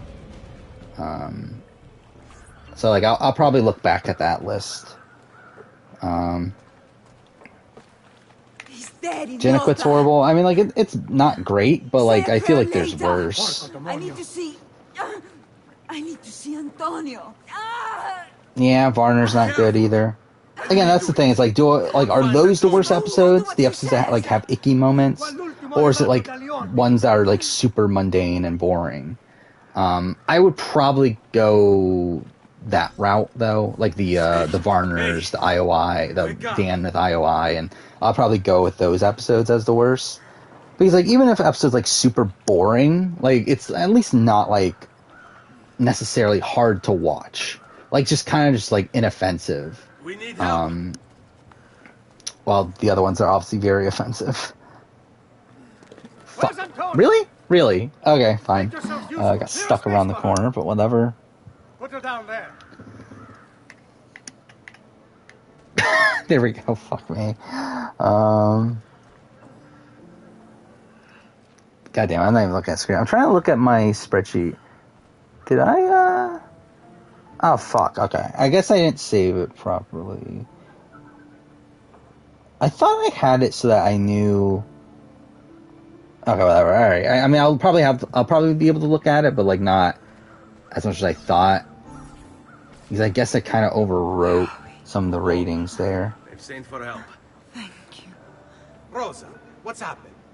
Yeah, I did see that Dan Giesling talked about he was almost on Survivor Guatemala, which I did not know. I knew he was almost on like former seasons of Big Brother, Rosa, we must take but I did not know about Survivor Guatemala. Come here, boy. Which would be interesting if he was on it, because I would assume like he's probably in the Rafe spot, right? And like I think he would have been well positioned. Like I think that's a pretty decent cast for him. Help me with this. How? Take a clean piece of linen. Especially considering he's like at the time was this like Catholic school teacher and that sort of thing. Now. Ben Falk, you work well under pressure. I think Blood vs. Water is your least favorite Australian Survivor. Mainly because it's the worst edited. I don't think it's the worst edited season of Survivor. You'll be all right. The worst is past. Like, I think there's worse edited seasons technically, even of Australian Survivor. Thank you. Like I think Champs vs. Contenders 2 is terribly edited. I've always had a soft But spot for women in distress. So I've heard. Yeah, I mean, Don't look so I don't love this We season. know all about you, Serezio. But that's more so just due to the fact that I just don't find the cast as interesting. If a little unrefined. Then you know why I'm in Venezia. I can guess. When you have a minute, Rice Wars, I mean, it was part of the Pagonging on Redemption Island, so I think that was the Julie Boot episode. But along with that, you had, like, Philip calling out Steve for being racist, because of, what was the actual situation? Un café. What's cafe? An interesting concoction brought to me by a Turk merchant. Here. But, I mean, essentially, like, Philip goes on, like, a tirade about how Steve is racist and that sort of thing, and that's kind of not fun. Better if you ask me. Just seems lacking somehow. I don't know. See, Ezio created coffee, or I created a concept of having creamer. It's something of an acquired taste. Enough about that. There we go. Now Dude, what if every Big Brother winner was on Survivor? I mean, that's just kind of like a big what if. I mean, it's like, I guess it would be more so talking about, like, how I think each winner would do on the show, more so than, like, how would they do, like, specifically put into, like, these individual seasons. And continue his oppression of the district. You may not share our Which, like, yeah, maybe that's a video idea. I know you share our goal. Why not gather your forces and try again? I feel like Dan might not have done as well on Survivor as Big Brother. The fluidity of who can go home compared to Big Brother might have worked against him. Potentially. I do feel like Guatemala, though, is one of his better case scenarios, though. Especially seeing Rafe doing as well as he did on Guatemala. I feel like Dan is, like, very similar, but also, like, better. Like, I think he's more able to detach game from emotion. Was Steve actually racist? No.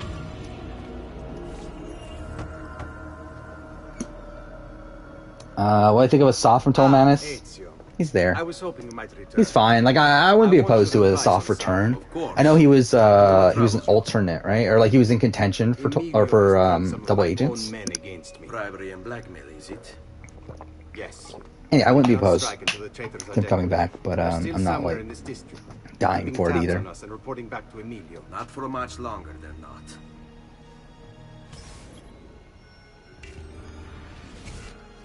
Most boring premiere in Amazing Race is season 8. I mean, at least that one had Kevin and Drew showing up, right?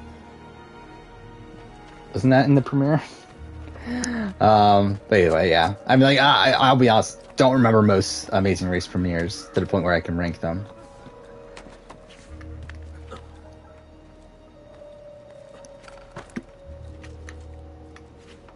Fuck off.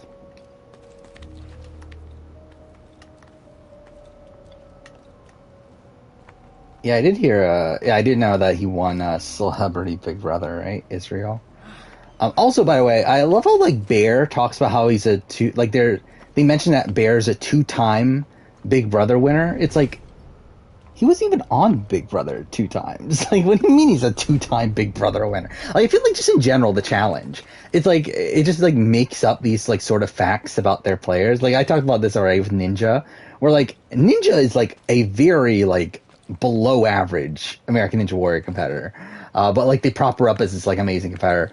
While same thing with Bear, like they talk about him as like a 2-time Big Brother winner. It's like he's only been on 1 season of Celebrity Big Brother, and yes, he wins that season, but like he's not a 2-time fucking winner.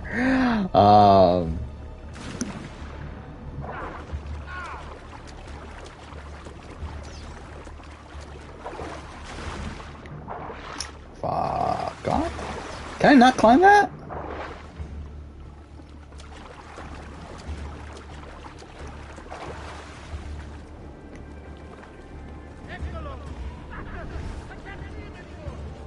Which guy is it? I see him. Oh fuck, I never got the armor. I'm an idiot. I did want to go to a blacksmith. Alright, at least that worked.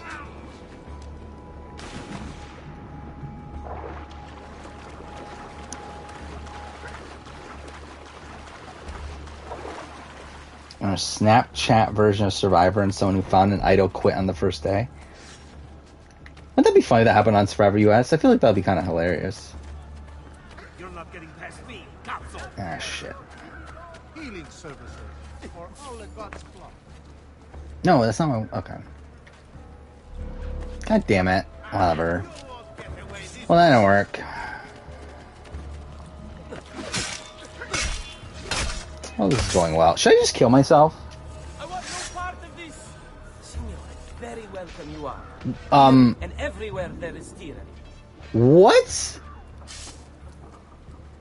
I've never seen that happen before. They killed the courtesans. I've never seen that happen before my entire life. I've played this game like 30 times. I've never seen that happen before. Okay, that's fucked. I didn't even know that could happen. I'm pretty sure it's not supposed to happen. I don't think the AI is supposed to kill the courtesans. Whatever. So let's see. Actually, yeah, let's get a large medicine pouch. I'm probably not gonna bother with those. Go here again. Got all the medicine we can. Shit, I missed one. Well, I think Andrea and Xander, they exist. I really don't care.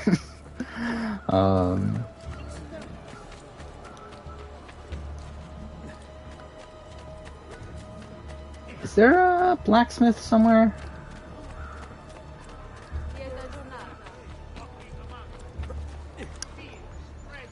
This game hates women? I mean, that's Ubisoft for you. Art merchant, that's not helpful.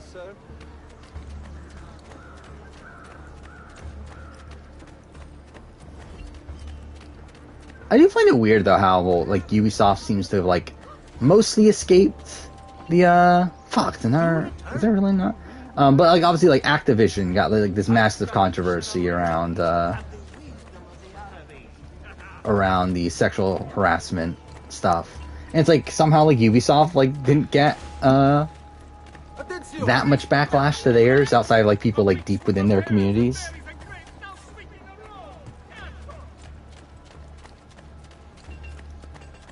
But like the mainstream media or like mainstream gaming media like never really talked about it.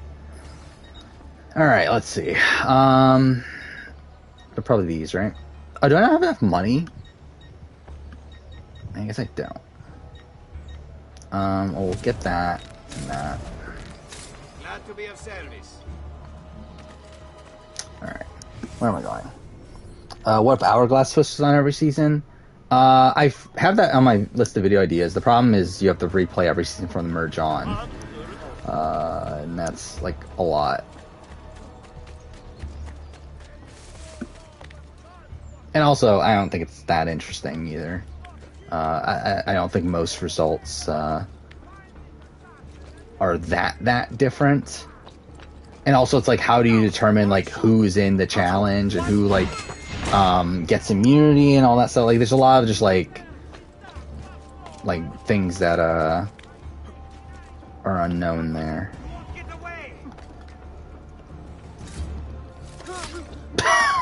Sure. Alright, that worked out. Do you think a female can host Survivor? Yeah.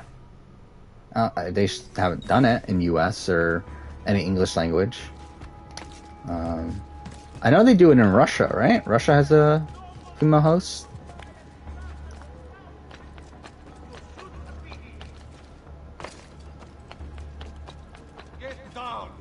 Actually, who's the host of Beyond the Edge?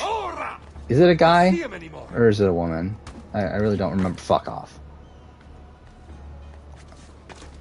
Excuse me? Okay.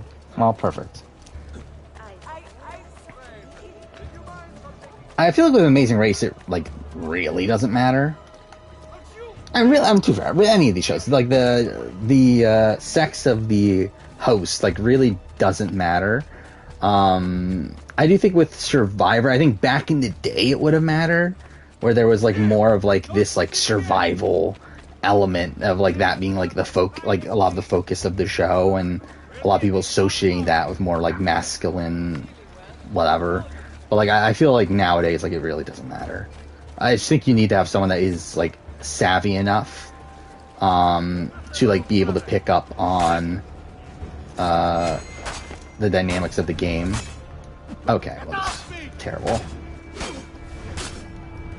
And I think that's one of the reasons I don't like Sonya Kruger as a host of the modern BvW seasons, is I feel like she's, like, completely aloof to how the game is played. And I just think in general you need, like, someone who knows the game to hold, like, these tribals and that sort of thing.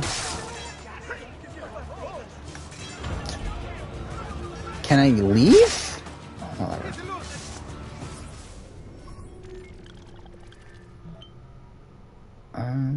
I guess that one? Oh, either way, it tells me which one's closest, right?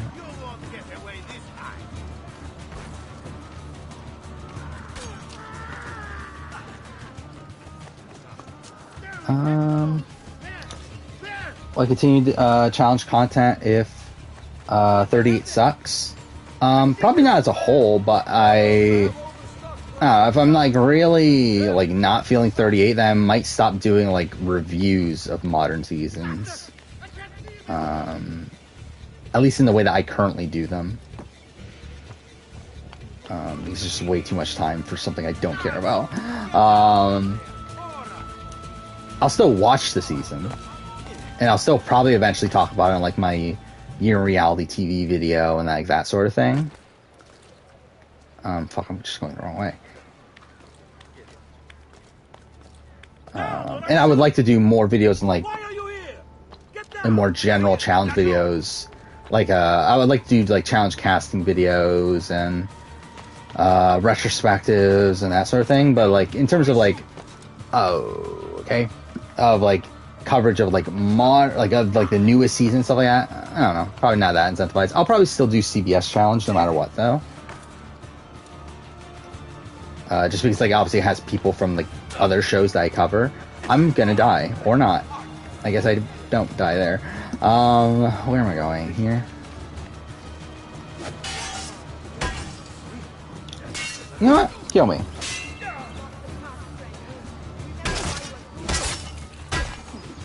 I think that, okay, there we go. That took a while.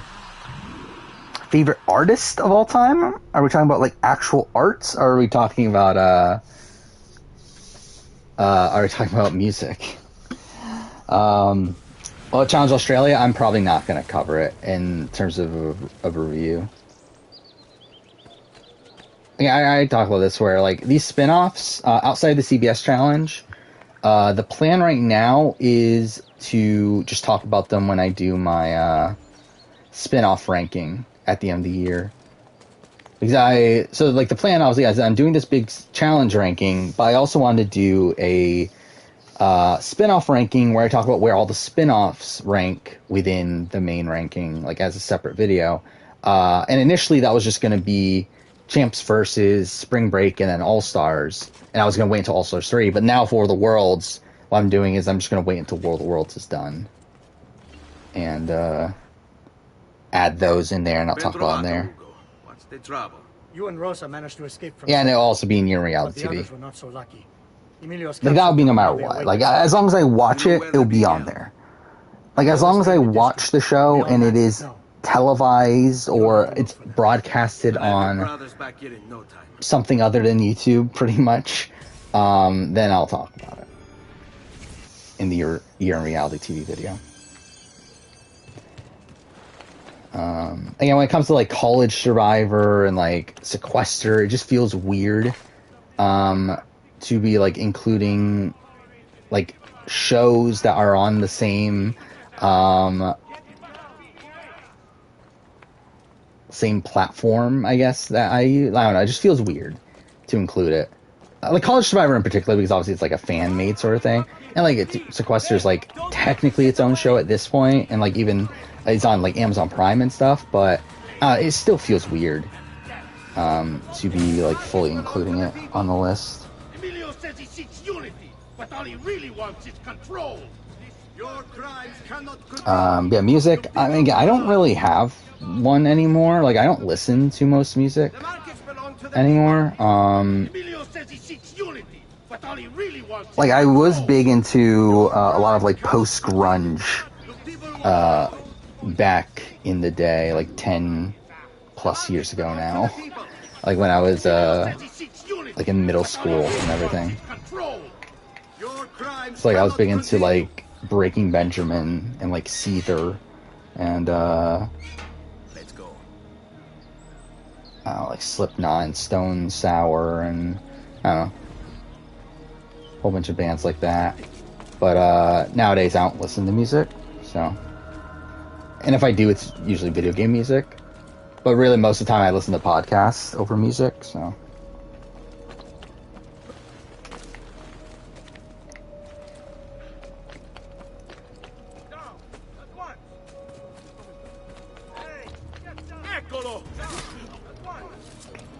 By the way, this is probably my least favorite mission in all of Assassin's Creed. Cool. That was perfect. If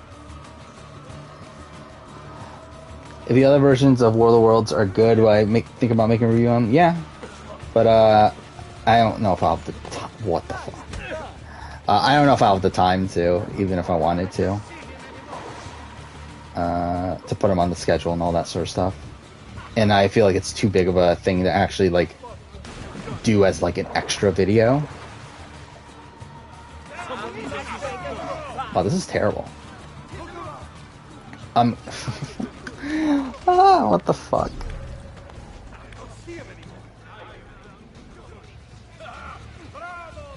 But yeah, I would consider it though. Like if looking back on it, I probably wouldn't have covered the Circle Brazil and Circle France in like full blown videos, and even then, to be honest, even then those were videos that came out like months after the season actually finished. But I probably wouldn't have even bothered doing videos of those if it was the modern day.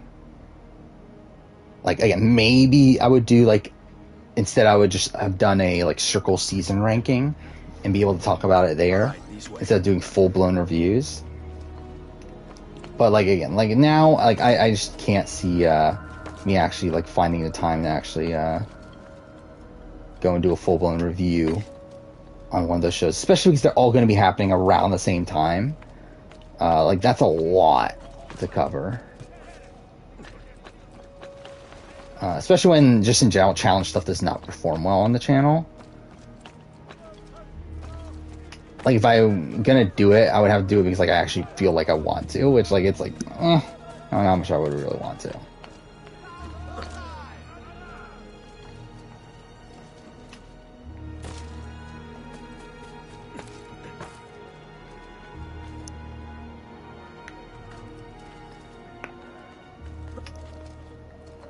Wait. Did I go the wrong way? I think I did. Well, not the wrong way, but, like, not the best way for this specific one I'm going towards.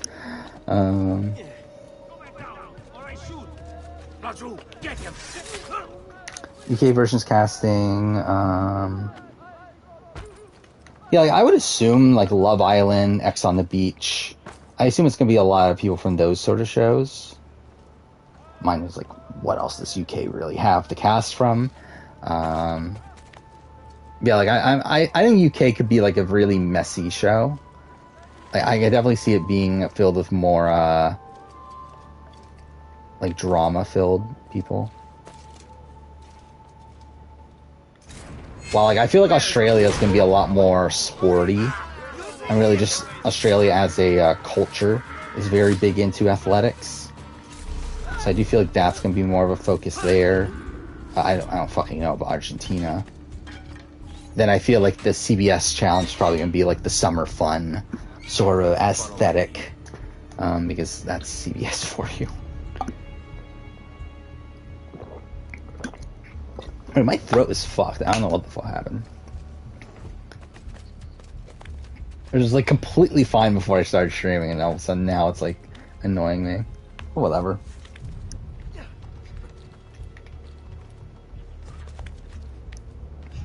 How far are we? We're 2 hours?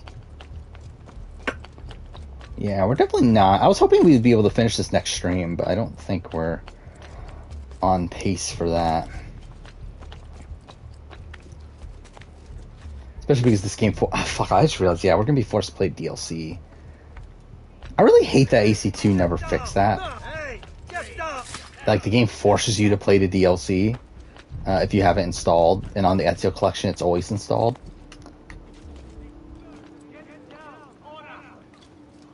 I think it's probably from me talking without having, like, drank a lot earlier in the day. Okay.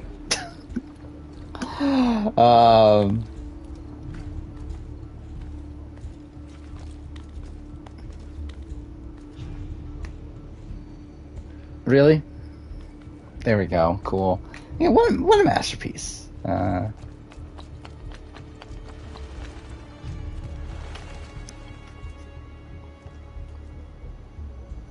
Anytime now. This way. And this is such a shit mission. I don't know who like, whoever designed this mission deserves to be fired. I'm too fair, they probably quit Ubisoft by now, you would think.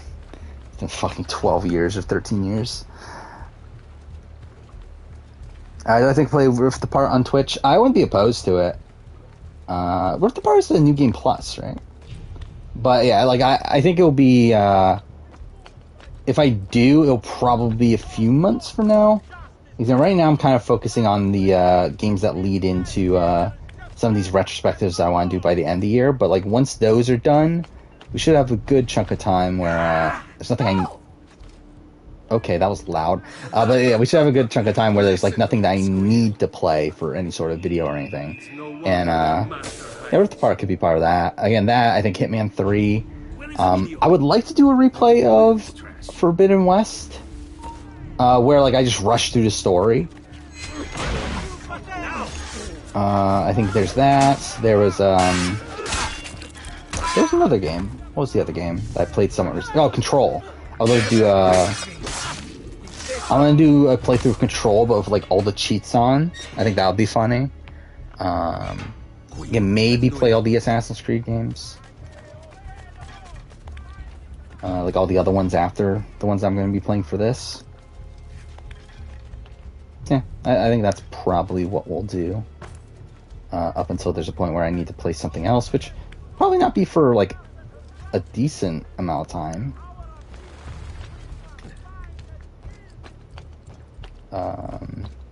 Why are you up here? There. Because with this year, it's like, this is really like the first year of like reality TV is like really, really back. Like last year, like the last couple years, I mean, like, so obviously, like I started a channel in 2019, which that was a year like with a lot of reality TV, but like I wasn't like really doing the channel in the way that I do it now, which like the format that I do it now kind of started in 2020, but because of COVID, the back half was really bare and the front half of 2021 was really bare. So like this is the first year that's like all in a whole bunch of reality TV throughout. And because of that, like I'm kind of in this position where like I'm working on these videos that are coming out like relatively late in the year, like really early on now. Like that's why I'm working on these, like while I'm playing all these games now, even though the videos for them aren't coming out until a bit down the road, is because like I know that there's going to be points moving forward where like I'm going to spend a lot of time on specific videos that can only be made like relatively close to when they're coming out. Like looking at it now, like just beginning of April, there's BB 10 mid-season power ranking, season review, and player ranking for Australian Survivor. Mid-season power ranking for 42.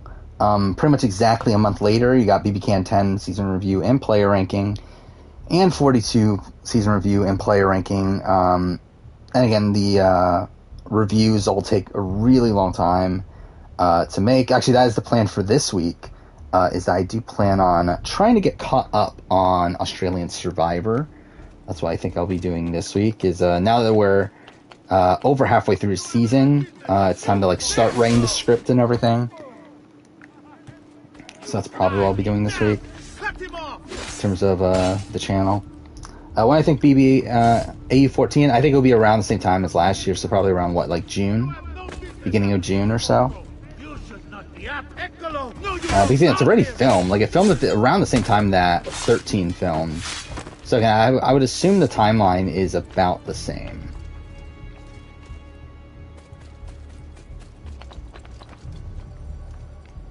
Oh yeah, addition of the challenge. Okay, that's cool. We're now having more Australian Survivor seasons. You would assume at least we're gonna have 2. Again, Survivor's back to 2 a year. The circle, I guess, is kind of wonky. Last year was kind of ridiculous. Last year we were what, 5? No, not 5 seasons. 4 seasons, right, of the circle across the year, and actually the year before that too, right? So yeah, I mean, there's a lot of circle too. Was it in March? The men you freed will play a vital role in the weeks to come. Just ask for their help, and they'll join you. And once I have my little band of thieves, send them towards a group of guards, and they'll create a distraction. Opening the way for me. Exactly. Saves me from. That was in April. It was end of April. But even then, that's actually earlier than I thought. Exactly. Now I'll tell you what to do with them. Yeah, end of April. April 26th to June 29th. That's really early. I thought it was like June until something. I guess the previous season was June. It was June to end of July. Yeah, I really did not I did not remember that last season started so early. So that's kind of annoying. That's probably going to start relatively soon. So probably like, what, a month and a half or so from now? Oh wow, I didn't realize that was Notorious. Where did I get Notorious from?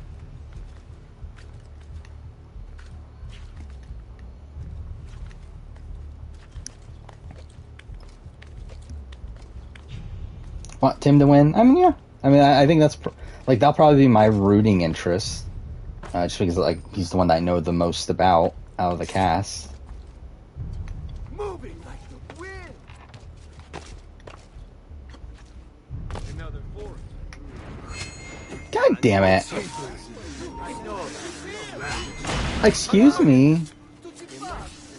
Oh, fuck off. Okay, none of this worked.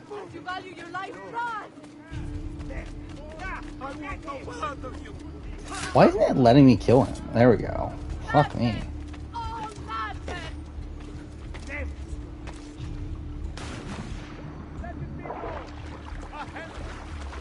But fuck this sequence. My God, does his mind snap? Damn it.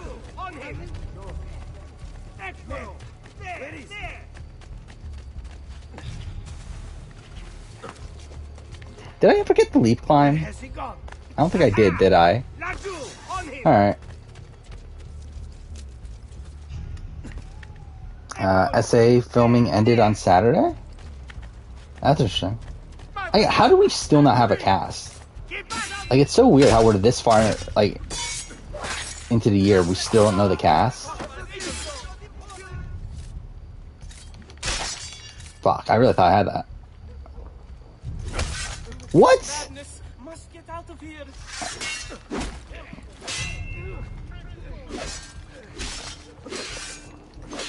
Oh my god, the comment. Oh, I pushed the wrong thing.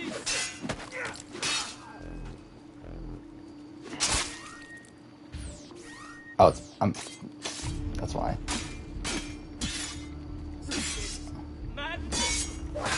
There we go.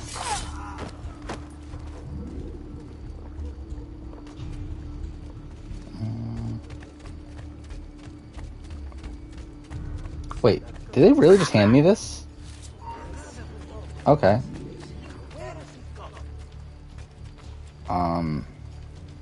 Would be ideal if they stopped looking for me. That would be cool.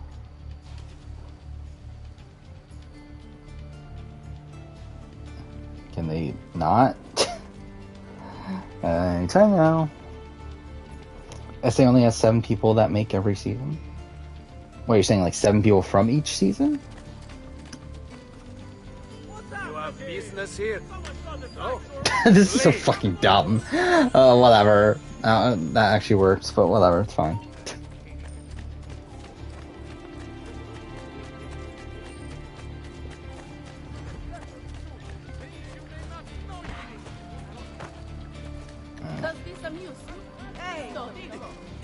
Yeah, would not be surprised if that's the format.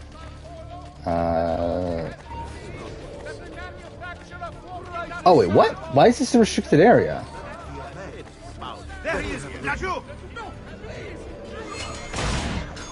Okay. Choose your openings carefully, man. Remember flaming, man.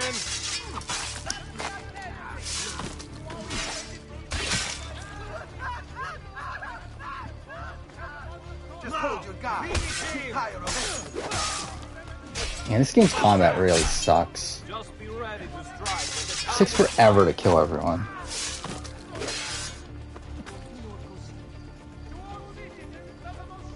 Come on.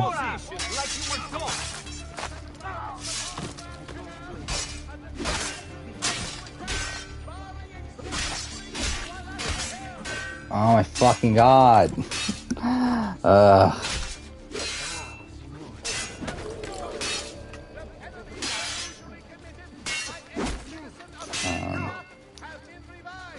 Yeah, like, have there been more rumors on SA's cast? Yeah, I haven't seen anything in, like, a few weeks at this point. Like, back when, like, they were like, okay, like, Werner's not been on social media in a while, and, like, Palesa's not been on, and Jock hasn't been on, but it's like, I feel like I haven't heard literally, like, anybody talk about it.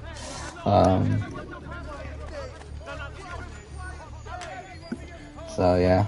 I don't think there's any updates. I heard Cuphead show's pretty good. That's cool. I don't know if I'm that interested in watching it, but it's nice to see that there's a good video game adaptation out there. Is it premiering this year? Yeah. Wait, are we talking about Cuphead or are we talking about... Oh, either way, both. I mean, Cuphead's like out already, right? Or if not, it's like very, very soon. And then SA is like, it's confirmed for June. It doesn't have an actual premiere. It's like June 9th or something, right?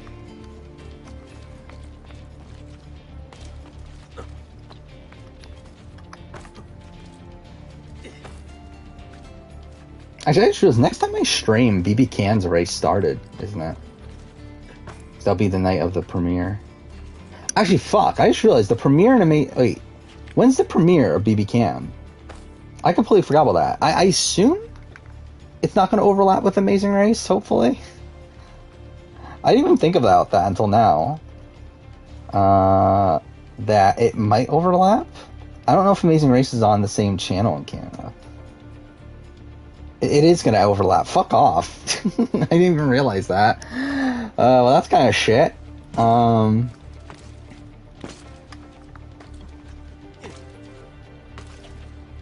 So,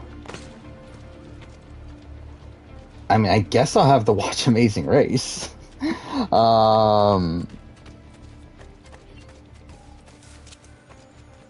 Actually, no, because, like, fuck, I'm gonna stream that night. Yeah, so, I don't know. We'll see. Maybe it'll be one of these situations where, like, because I tried to do this with, the challenge one time, where it's like, I half watched the challenge and watched Survivor. I might have to do that with BB Can. And to be fair, it's easier to do with the BB Can premiere, because, like, how much is really going on. It's mostly just intros and that sort of thing, so maybe I can do it, but I forgot about that. That's actually gonna be kind of annoying. Because, like, at least with Survivor, like, we know it's gonna be on before Survivor, because they're on the same network. But I didn't think about that with Amazing Race, that it might not be in the same network in Canada.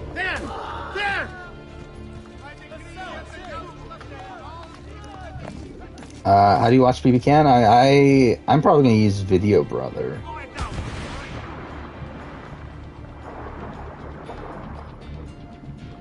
Oh. Fine.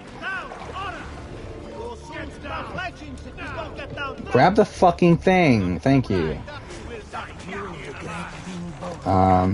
Usually Video Brother or is BMX TV still around? I haven't used it forever, but like I don't know if that's still around. But both of those are usually streaming BB Can. And I know if you're like a patron of like RHAP, I'm pretty sure they have a way for you to watch as well. I'll let Antonio know you finished the job. Plus I just posted today, so filming's probably done, I assume. Yeah. I would assume so. Which, yeah, like, Plus is probably the biggest lock on the board that we, like, pretty much know is on the cast. And again, very likely Werner, very likely Jacques, and then pretty much everyone else is a question mark. But it feels like pretty locked in. Those three are definitely on the cast. Salute, Rosa. You seem to be healing well. How are you finding Venezia? It has its charms. But how do you deal with the smell? The schifo. So, what brings you to me? I really wish you could skip cutscenes in this game. And that would be... Versus that he wants to play again? Yeah, I mean, he's been very open that he would play again. Va bene, I can do that. Well, I can. Again, Werner's one of the locks on the board. Like, coming into the casting and everything, like, that was pretty apparent. Santonia might be on, but, like, she also has posted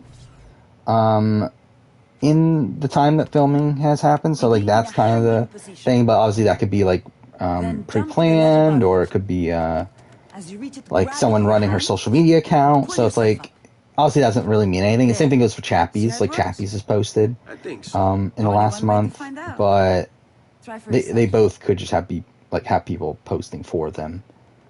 But again, we won't really know for sure until there's more concrete, casting news. Jump, Ezio! Grab the ledge. Okay. No? How did I do? I've seen. Yeah, next SA season is kind of All Stars. It's a return. Yeah, it's All Stars, but like not full All Stars. It's Return of the Outcast, which is going to be essentially second chance, but but not just no winners, but also no finalists, which is really weird. And I don't get why they limited themselves to no finalists or anything. But yeah, it's people who never made it to final tribal.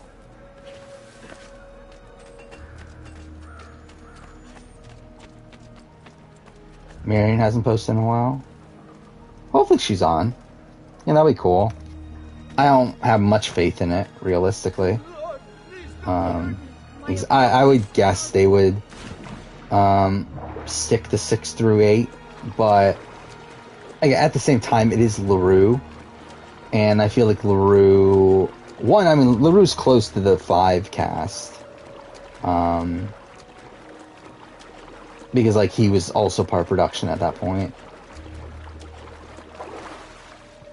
So it's like, it wouldn't surprise me, like, he at least, even if there are no 5 people, that he at least, like, tried to get some on.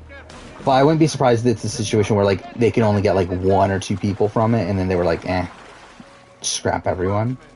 But, we'll see. No, stay back. Guard. Whatever, I'm not gonna bother with that. Personally, pro no winners, no finalists is pretty odd. Yes, that's pretty much my stance. I mean, like, I still think, again, having no winners, it's like, it's underwhelming from, like, this is the first All-Star season. Like, it would have been cool to see Rob Bentley and Graham have to battle it out here, but, like, I get it. Like, especially with how winners get targeted typically on the first All-Star seasons of these shows. Like, it makes sense. But, like, the no finalist thing to me is just so bizarre. Especially when you have, like, a Nicole Capper, you have, like, a Jean, who I think are 2 people who for sure would have wanted to come back there. Cool.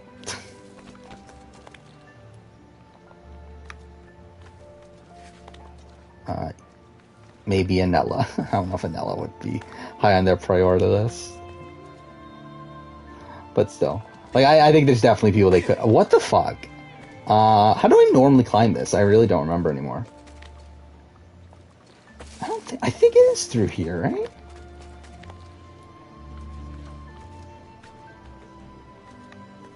right? Is pre-jury sequestered in SA? I don't believe so. I believe they're just sent home. Like in Australia.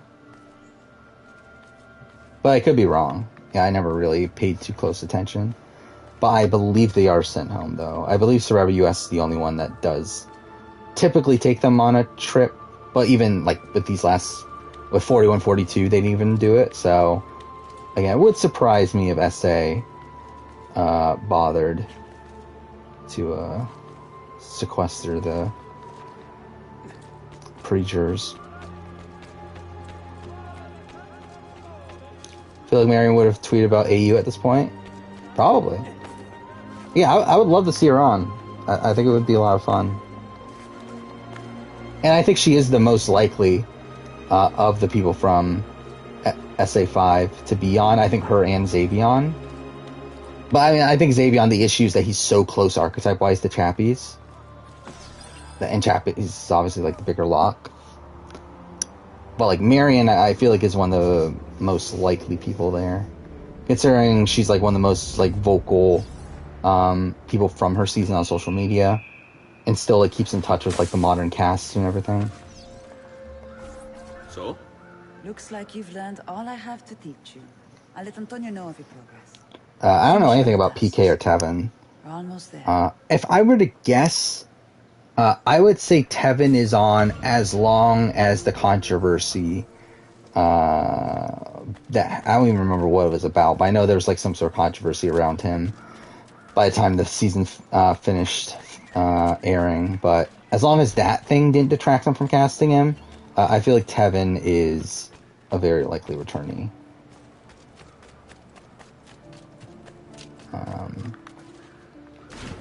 Especially with like no finalists and everything, like where like there's going to be pre-jurors. Like I would be very, very surprised if we don't have at least like 3 to 4 pre-jurors on this cast. And I feel like Tevin feels like the biggest lock of those people.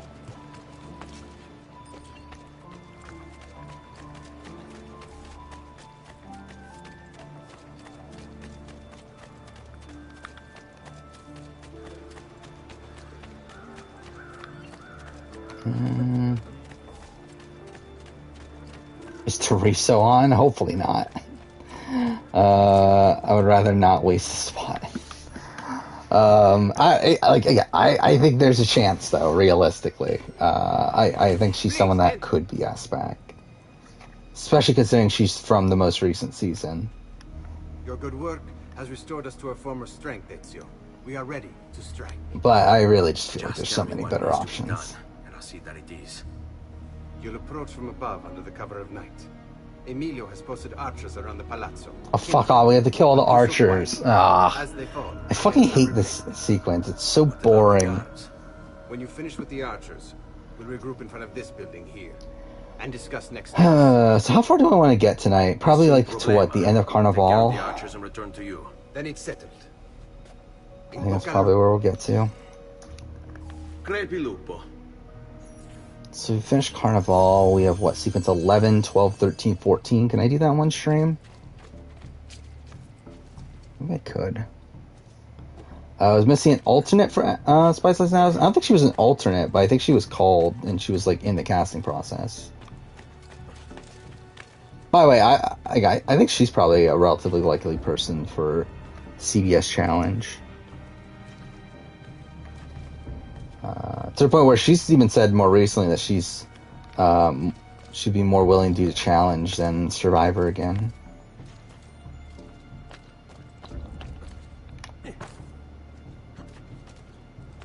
Like, who were the alternates for Spies, Lies, and Allies? I don't remember anymore. I remember Double Agents. Well, I mean, I guess Amber was one of them, right? Amber B. Actually, and Ed. Yeah, I forgot they used the alternate. That's why I forgot who they were. Because they fucking used them, because they had to use them. There was Amber B and Ed, right? Or at least two of them. Because they replaced Nam and Lauren Coogan. I remember Double Agents. Double Agents was what, Jenny West and actually, who was the guy alternate?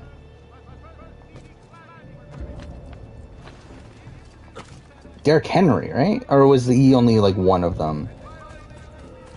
Oh, yeah, I don't remember anymore. Either way. Oh, yeah, Mark, yeah, Mark Jansen. I would have liked. I would like to see Mark on the challenge.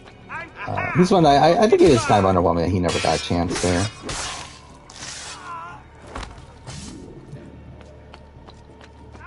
Yeah, like if I remember, wasn't the Tevin thing like him like making a joke about yeah, like I feel like it was like him making like a really dumb comment years ago or something like that.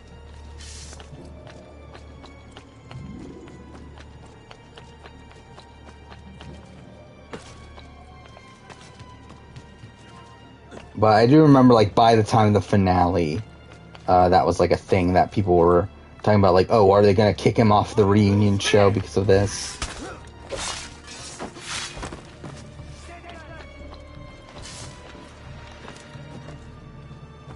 No, you don't. I also love how, like, if Jenny West had been the alternate for, I had, like, gotten on the show of Double Agents, like, I'm pretty sure they would have, like, treated it just like Amber B, right? Or, like, they try to pretend like, oh, we were saving the best for last. Like, she's just coming in late for some reason. Like, not really explaining that she was the alternate.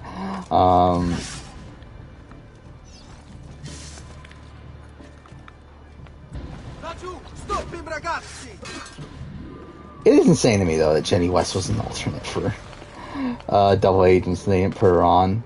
Fuck off. It's like you have the winner of the last season, and like 2 seasons in a row, you have the winner of the last season end up being an alternate. Now, again, like Amber V, supposedly there was like a thing where she like initially turned it down, but then later said yes. But like Jenny West, there's not really an excuse there. Who I think would have won BB Can 2 had it been a Final 3? I think Netta, probably.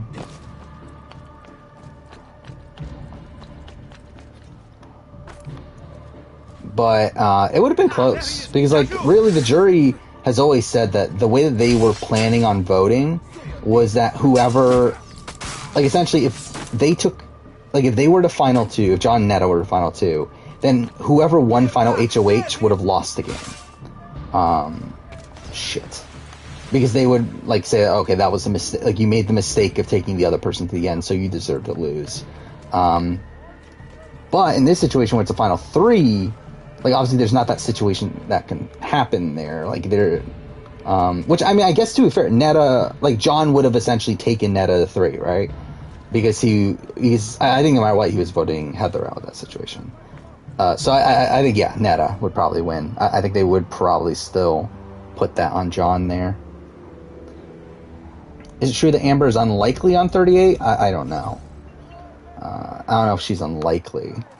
Like, I just feel like we just don't know much about the non-MTV people about 38 at this point.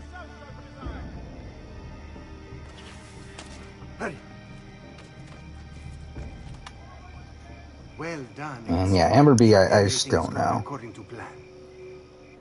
I think she's probably still in contention, but I don't think she's like a lock.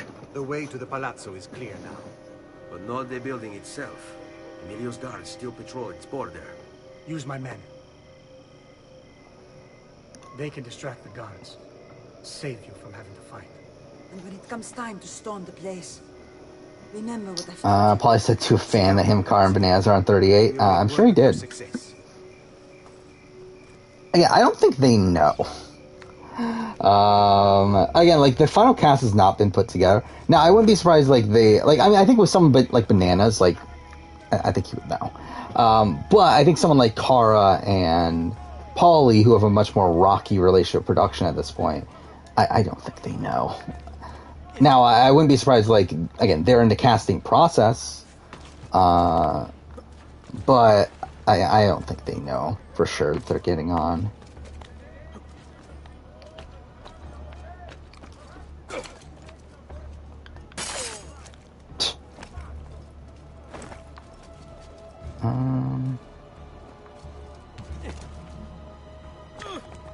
Fine.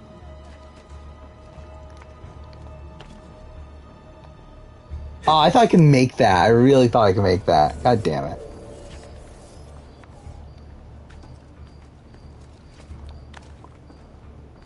I'm sure a lot of these people look at the spoilers. I'm sure a lot of the people on the challenge know who's going to be cast before the show films and everything. Why are you here? Okay. The little house of cards is crumbling, Emilio. A minor. And the thing is, though, is that none of the official, like, the reliable sources are saying that Paulie and Kara are on the season. It's really only Paulie and Kara that are saying they're on the season. Like, Gamer has said that it's unlikely that Kara is going to be on. Unlike you, I've been busy. Someone had to. So, like, again, I think it's a situation where they very much want to be on, and I think they are in the casting process, but I don't know how likely it is that they're actually going to make the cut. Very well. I'll be there. Assuming things. You want my advice? I'd find a less conspicuous place to wait. There he is! Fuck. Seta is important. If you say. Goodbye. Cazzo. What if he's right? You, call for my boat. It should be close. When it arrives, load those crates and... Guardia! Guardia! Another guy. What? Fine. Oh, he did only have 1 bar of health. Okay. Whatever. What are the other rumors? I mean, we already talked about it. I mean, it's what? Same MTV people, supposedly, from the last few seasons, and then, with, like, probably Tony, and then maybe Bananas.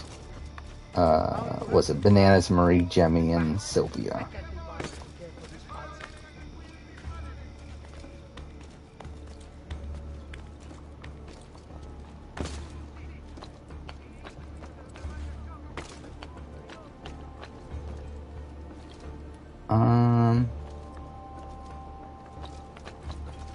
You shouldn't be here. Oh, I actually made it that time. Fuck off. Did Amanda decline? I don't think so. I think Amanda's on. I'll be very, very surprised if Amanda's not on 38. Especially because, like, again, someone asked Gamer, are Ashley and Amanda on? and like Gamer only responded about Ashley saying Ashley's not on. So again, that makes me think that Amanda is very much like in consideration for the season, and even like just basic like A minor setback. I don't know, like thought would make you think that Amanda's probably in contention for the season, considering how major a figure she was on the last season. Why?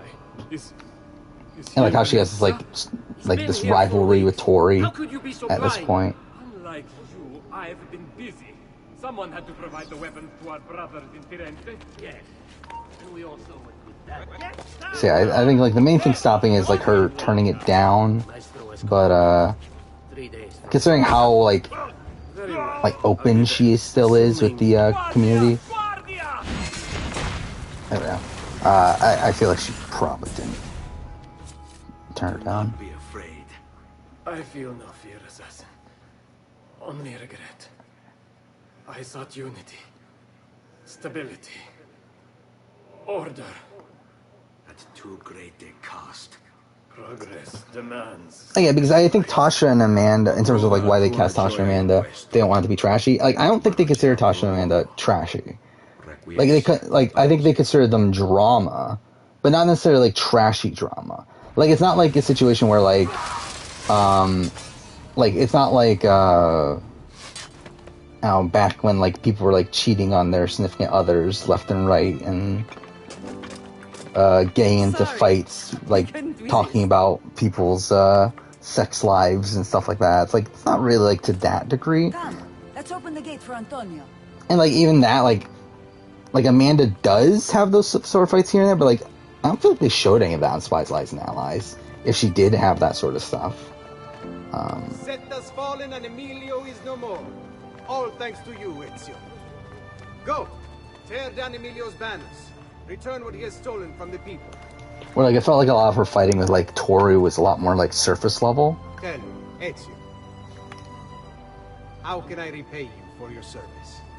Money's always nice. Easy enough. What else? Emilio is meeting with a man named Carlo. He looked to be a government official. Do you know him? Carlo Grimaldi. He sits on the Council of Ten. Why do you ask? What are you up to? I have a meeting to attend. I'm gonna be honest, I'm actually pretty tired already. It's only like 2.5 hours in this stream, but maybe we'll only do sequence 9. I guess we'll see. I mean, these sequences are pretty short though. Like these are like 30 minutes each. So maybe we can do both still.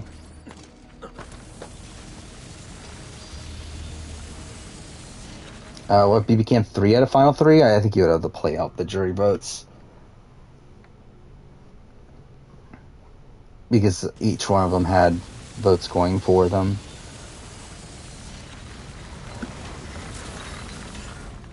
If I were to guess, I would say Ashley. I don't know, it's tough though. Alright, let's look up BB Cam 3.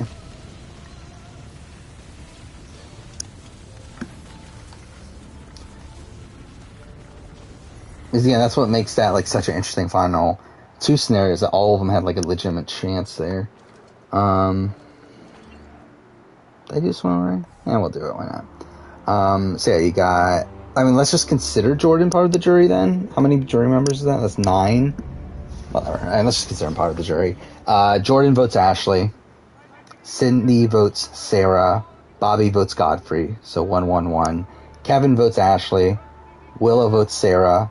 Bruno votes Godfrey, so 2-2-2. Zach votes Ashley. Pilar votes Ashley. So 4-2-2. Yeah, so Ashley wins. And then Brittany votes Sarah. So it's a 4-3-2. Where Ashley gets 4 votes, Sarah gets 3, Godfrey gets 2.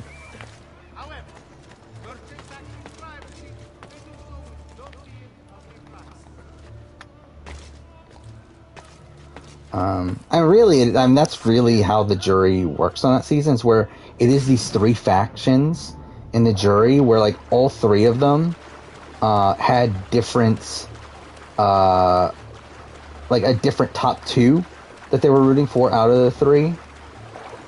And like they were all like for the most part voting together, so it's like in different scenarios they would have voted for different people.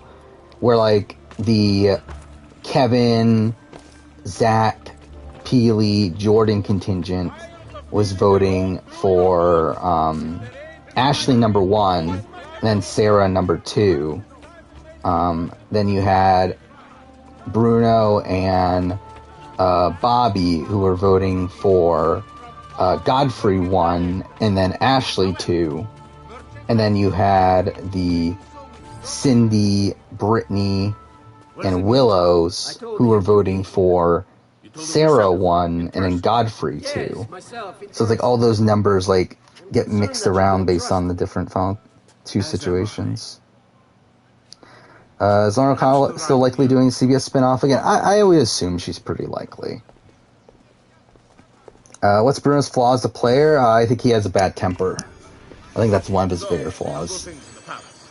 Where like I think he's a really good strategic player, and like he gets the game in terms of the strategic elements of it. And I think he gets the game all around. It's just I do feel like he gets a bit emotional at points. You must become part of his inner circle.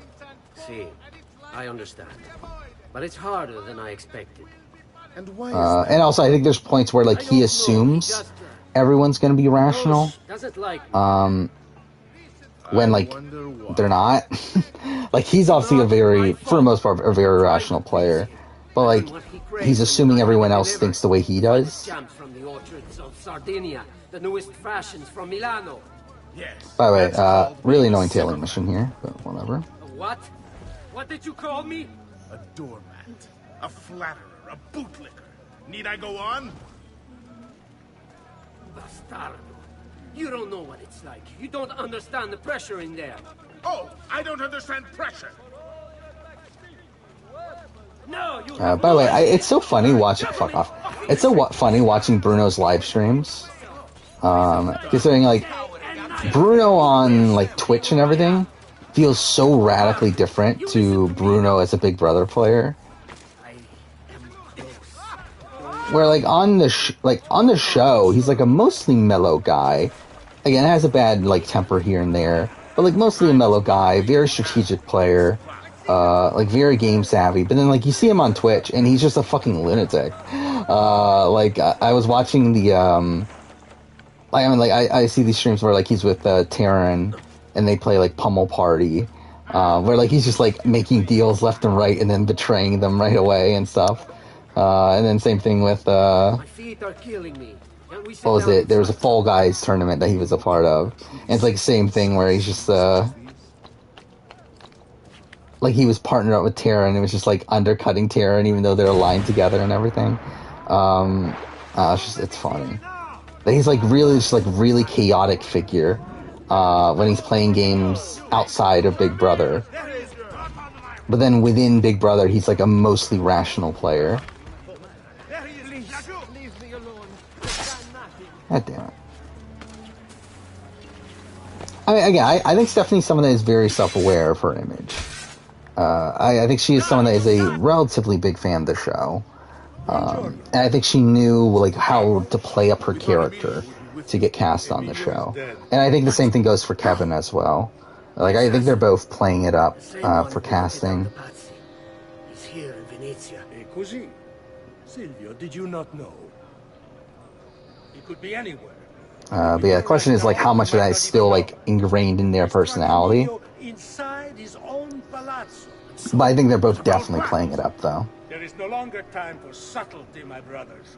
We must act now. But Marco, I am so close. A few more days, if I can just... No. Oh, she asked Bruno? That's interesting. I know she had a connection to Bruno. I knew Jessica did. What does the Spaniard have to say of this change of plan? You can ask him yourself soon enough. Yeah, my throat's still fucked. Fuck me.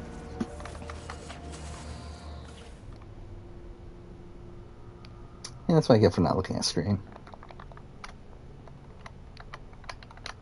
Yeah, I know what, like Kevin's an RGP patron, right? And so is Jessica, I believe. And I know Jessica, is like subbed to, like, I know she's part of Bruno's community. I know that she's subbed to Taryn and Puya, I believe. It's like that's a thing. Obviously Kyle has a connection to the alumni, and also the RJP community to a degree. Who's Puya? He's a podcaster from RGP. And he's a Twitch streamer and everything, too. The one who came up with the idea of how to save the city. All right, go. There is no lack of value in tactical intelligence, good Silvio. But it is wisdom one needs to rule. Do not think otherwise. Calma, amici. Please. There's no need for this. You know it's not up to either of you. For all we know, you may not even choose a barbaric. Power ranking for BvCan, it's pretty much, well, the top 4 are like my winner contenders. And then I don't remember. I know Tanisha is up there. Are you sure he's coming? Yes. Trying to open it up real quick. We should move a little faster. I feel eyes on us. Where is it? There we go. So 1 Josh, 2 Herman, 3 Moose, 4 Helena. Oh, I forgot. Okay. Maybe I didn't update this. I guess I have Tanisha actually lower than I thought. Yeah, I think if I were to redo this, she would be higher, though. By the way, I have Kyle 5, Jessica 6, JC Lynn 7, Tanisha 8, Summer 9, Jay 10. Okay, fuck off. Melina 11, Kevin 12, Marty 13, Gino 14, Stephanie 15, Betty 16. I mean, you know what, let's redo this now, because again, like, I feel like I would not hold these same opinions now. The plan is this. So let's see, so again, Betty, I still think Gino, I have more faith in Gino than Betty, Helena above Gino and Betty. Herman, I would actually probably have below, actually, no, I think it's still above Helena. JC Lynn, I would still have below Helena, above Gino and Betty. I'm probably higher on Jay. I don't know. Am I higher on Jay than JC Lynn? Probably not. Jessica is probably around the same. Josh is still number 1. Let's pause this real quick. Just might as well do this real quick here.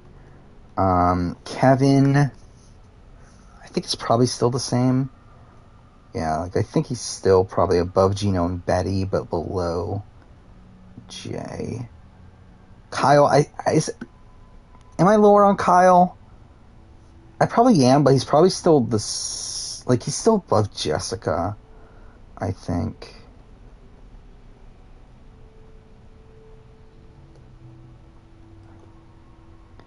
Marty. I'm probably higher on Marty, to be honest. Is he above Kyle, though? Do I have Marty above Kyle? Or Kyle, I mean, Kevin, I mean.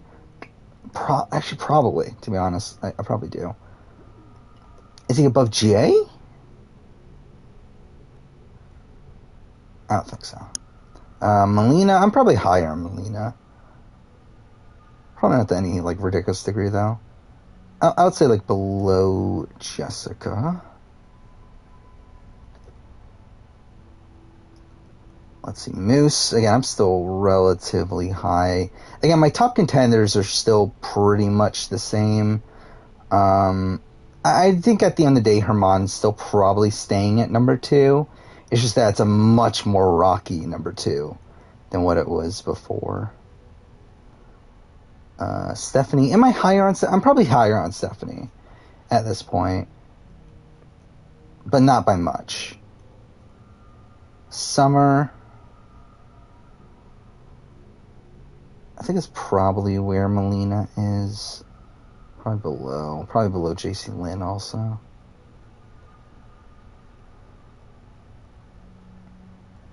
And almost done. Only one more person. Tanisha. Again, I'm pretty high on Tanisha at this point. Yeah, I mean, I think I would have Tanisha number 5. I think I would have Tanisha above Kyle. So. There we go. So again, I redid it. So where are these people? So, yeah, Betty's still number 16. Gino went down a spot.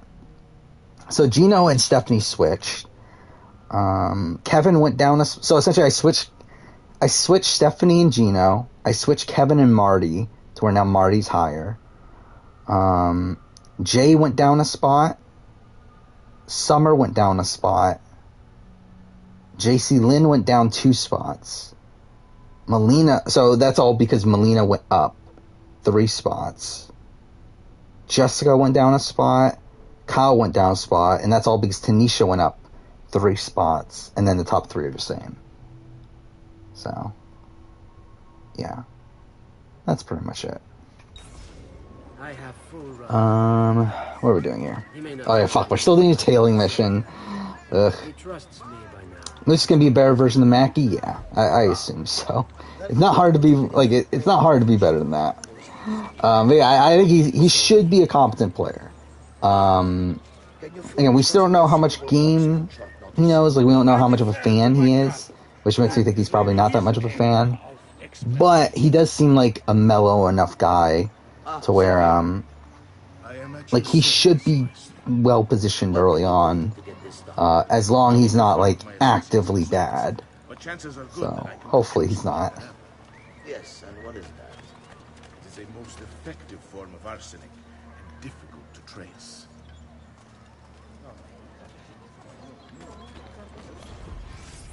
How far away are we? Oh, we're right there. Okay. He's sent at Rialto Bridge. Okay. Then it's the site. Yeah, I remember when I first played this game, this mission took me forever, too.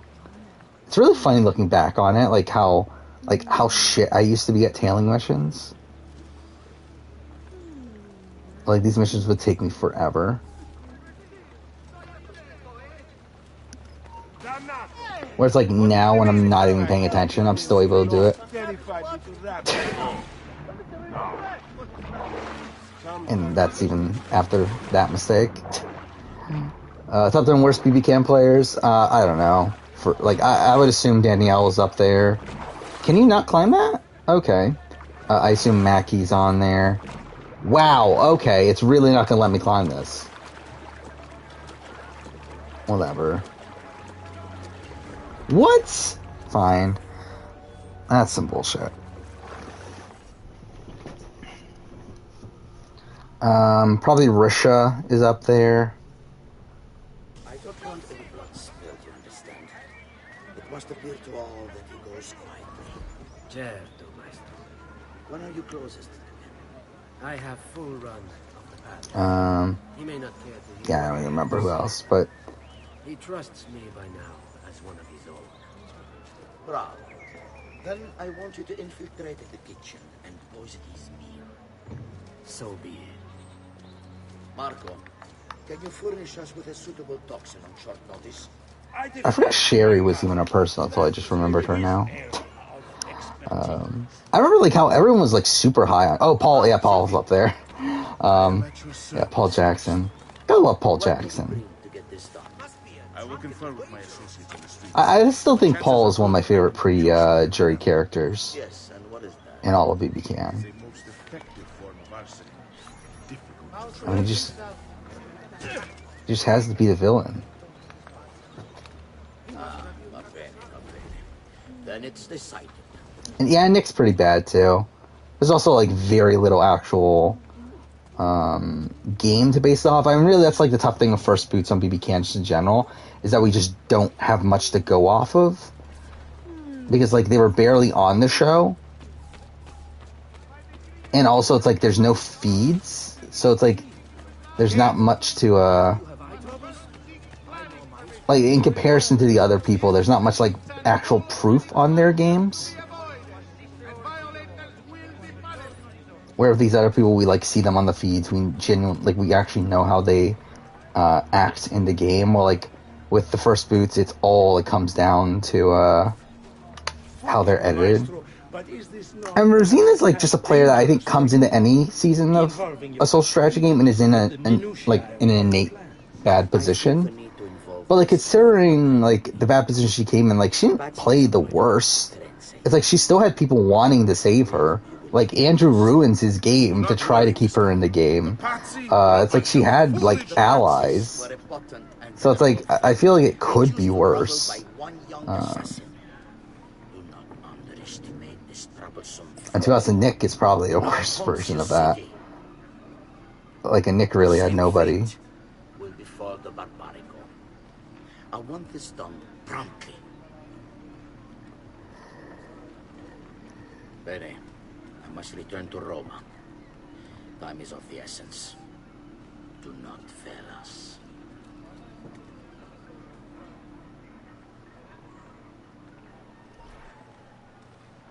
I mean, I think that's like a nothing thing, really.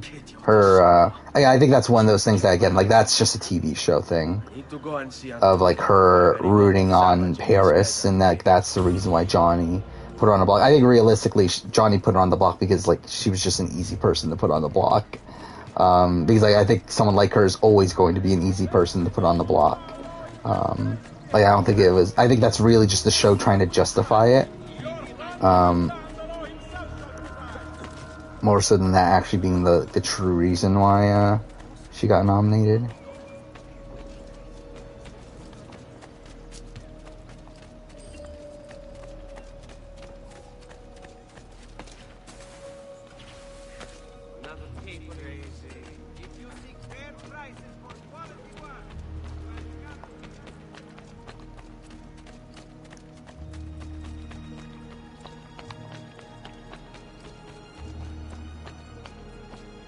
I don't know why this music, like, for some reason reminds me of The Witcher.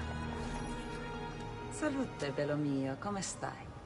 You back to see me already? Like, even though I've played AC2 way more than I have The Witcher 3. Desolato, mia cara, but I am not here to play. I must speak with Antonio. It's urgent. Antonio! Ezio's here! Laura was, like kind of bad, but, like, I actually just don't remember, to be honest. Like, why Laura was actually the first boot. Going to murder the Doge. Like, I know she came on strong and everything, but I don't remember, like, the specifics around, like, why exactly she was targeted. You'll help me. You have me on your side, brother. And the support of Actually, to be honest, I don't even remember, who was the first HOH of me? BB Can 7. I must warn you. Was it Adam? So easy this time. Palazzo Ducale is the most heavily guarded building in Venezia. Nothing is Okay, it was Adam. Oh, there was no veto that week? This is why we like you, Ezio. Come, let's go take a look. We'll come up with a plan. Huh, I actually don't remember that. I mean, like, I assume it was obviously because, like, to save time on the show. But I actually forgot there was no veto. This business with the Doge. Terrible. Though, treachery like this no longer surprises me. When I was a child, we were taught that the nobles were just and kind. I believed it, though my father was only a... Celebrity Row 3 player ranking coming soon. Not super soon. So yeah, this Wednesday will be the review, and then the player ranking will be a week from then, because the Saturday will be Amazing Race review. And Marco Barbarigo. No, I say we are the thieves and mercenaries. Review, I think it's like 53 minutes, something like that, which is like insane considering it's Celebrity Big Brother. I don't know how the fuck I made a review about Celebrity Big Brother 3 that long, Or we might find a way to climb the back of the Basilica. but whatever, I guess.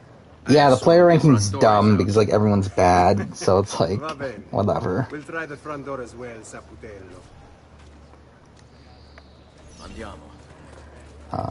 Again, it's relatively short. I get spoiler for the video. I literally talk about Chris Kattan for, like, barely over 30 seconds. Well, like, again, I talk about Todrick for, like, 6 to 7 minutes. So, what do you think? We're not So, going in this yeah. way. They'll have time to murder the Doge before we're able to get through all these guards. Seguimi.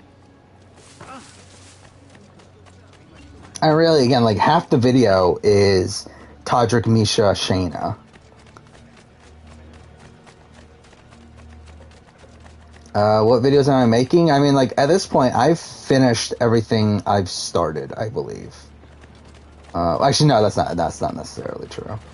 But, it's kind of like again, I said this week, I'm going to focus on the Australian Survivor review. I'm going to try to get caught up on that. Obviously, Amazing Race is at the end of the week, so I'll have to put that, like, fully together. Again, it's mostly, like, I'm mostly caught up on it, so it shouldn't take too long. But obviously, I'll have to do the finale and all that sort of stuff. What else after that? I mean, I recorded my Uncharted Lost Legacy review, but I haven't edited it, and to be honest, I'm probably not going to for a bit, just because it's not coming out until, like, August. Yeah, I can record my Australian Survivor Merge Boot ranking, but I'm probably also going to wait a bit on that. Probably until at least, or whenever I record something else. Look at that. Because I'm not going to take the time. Because, like, really, I want to utilize my time more to play Horizon than record videos, especially when I don't need to. Let's do this. Her ratings were low. Yeah, I mean, ratings for Slayer Brother were pretty low. I think it was consistently 3rd or 4th in the ratings across the big 4, which is pretty bad. So I don't think Slayer Brother 4 is super likely anytime soon. Now, there have been rumors about CBS possibly thinking about, if they were to do it, that it would be like an all-star sort of thing with returnees. But again, I don't know how likely that really is, especially in the immediate future. Like, I don't think we're getting Celebrity Big Brother for another at least 2 years.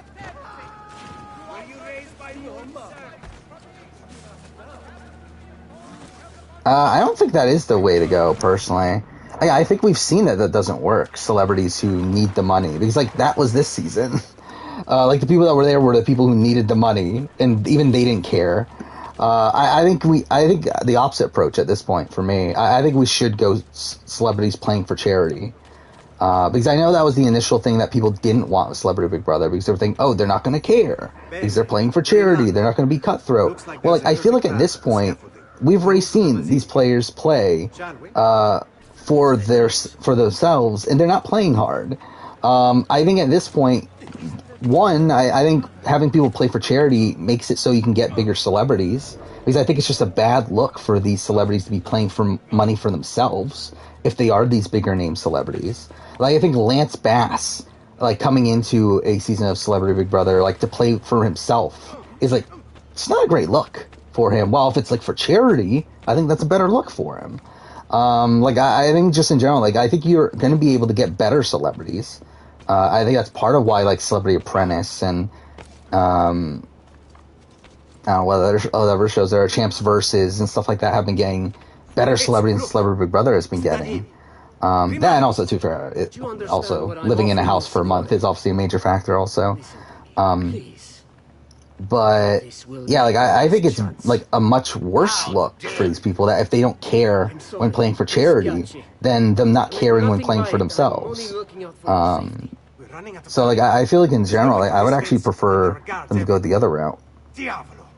On me. It's impossible. Did you get Tiffany Pollard? I don't think it's happening. No way in or out for men. Only birds. Yes. Birds. Where are you going now? To see my friend Leonardo. BvUS needs to take itself more seriously. Ideally, but it's not going to. And to be honest, I don't even know if it necessarily needs to take itself more seriously, because, like, even, like, BB Can doesn't really take itself seriously. It's just that, like, I think they need to care. I think that's really a thing. Or, like, I don't think BvUS cares that much anymore. Like, outside of, like, the diversity mandate, I mean, they were really just sticking to the same formula. Every year, just with, like, minor changes and, like, a different, like, opening twist every season and whatnot. But, like, it's mostly the same season over and over and over again. And same, like, casting decisions outside of, again, like, this last season because of the diversity mandate. Yeah, like, I do feel like they just need to shake things up, which, considering Alison Grodner and Rich Meehan are still in control, and I don't think they need to change things up, then, I don't think it's gonna happen. Like, really, at the end of the day, I think the thing is, fire Alison Grodner. I think that's the main thing, that needs to change, but they're not going to.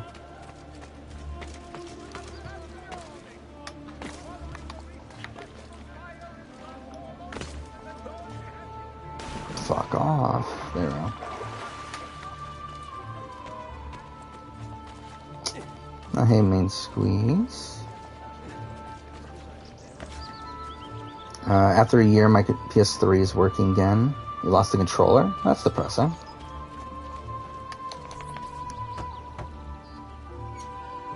How much are PS3 controllers if you buy on, like, eBay and stuff? Does it work? What?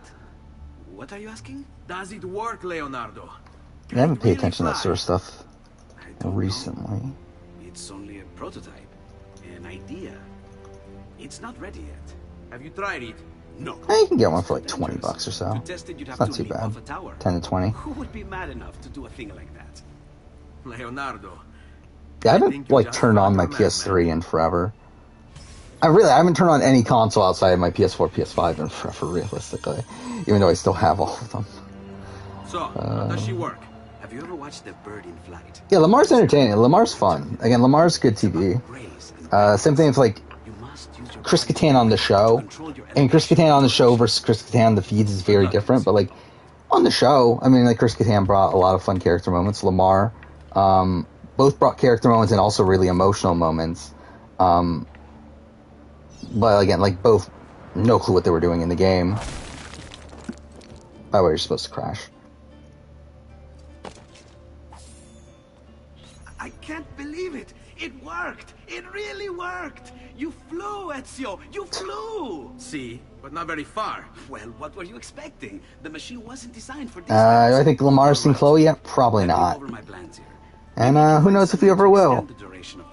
Ezio, my men tell me Carlo has the poison. We must hurry. Antonio, this is Leonardo, the master. I still find it funny that, like, Julie asked Jerry O'Connell, do you think Lamar and Chloe are getting back together? It's like, yeah, because Jerry O'Connell is definitely the expert on that. Just impossible. That's still such a weird, like, so weird that they brought Jerry O'Connell to do an interview.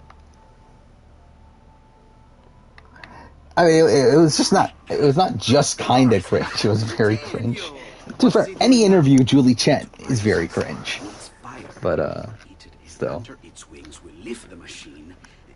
mean, it is bizarre to me that Julie Chen is still a host on TV. Like, it's so funny that she quit everything after the Les Moonves situation, but Big Brother.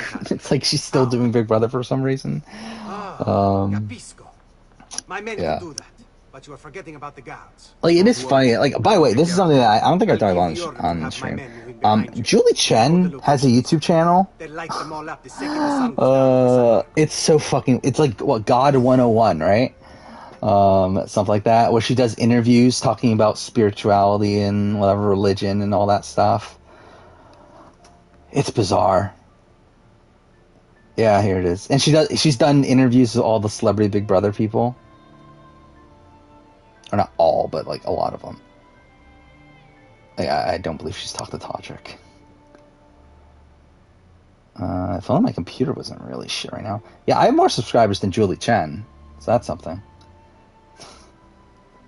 Yeah, she has one with Cynthia Bailey, Todd Bridges, Lamar, Carson, Shayna, Chris Kirkpatrick, Kathy Lee Gifford for some reason. What the fuck? Teddy Mellencamp. This is weird.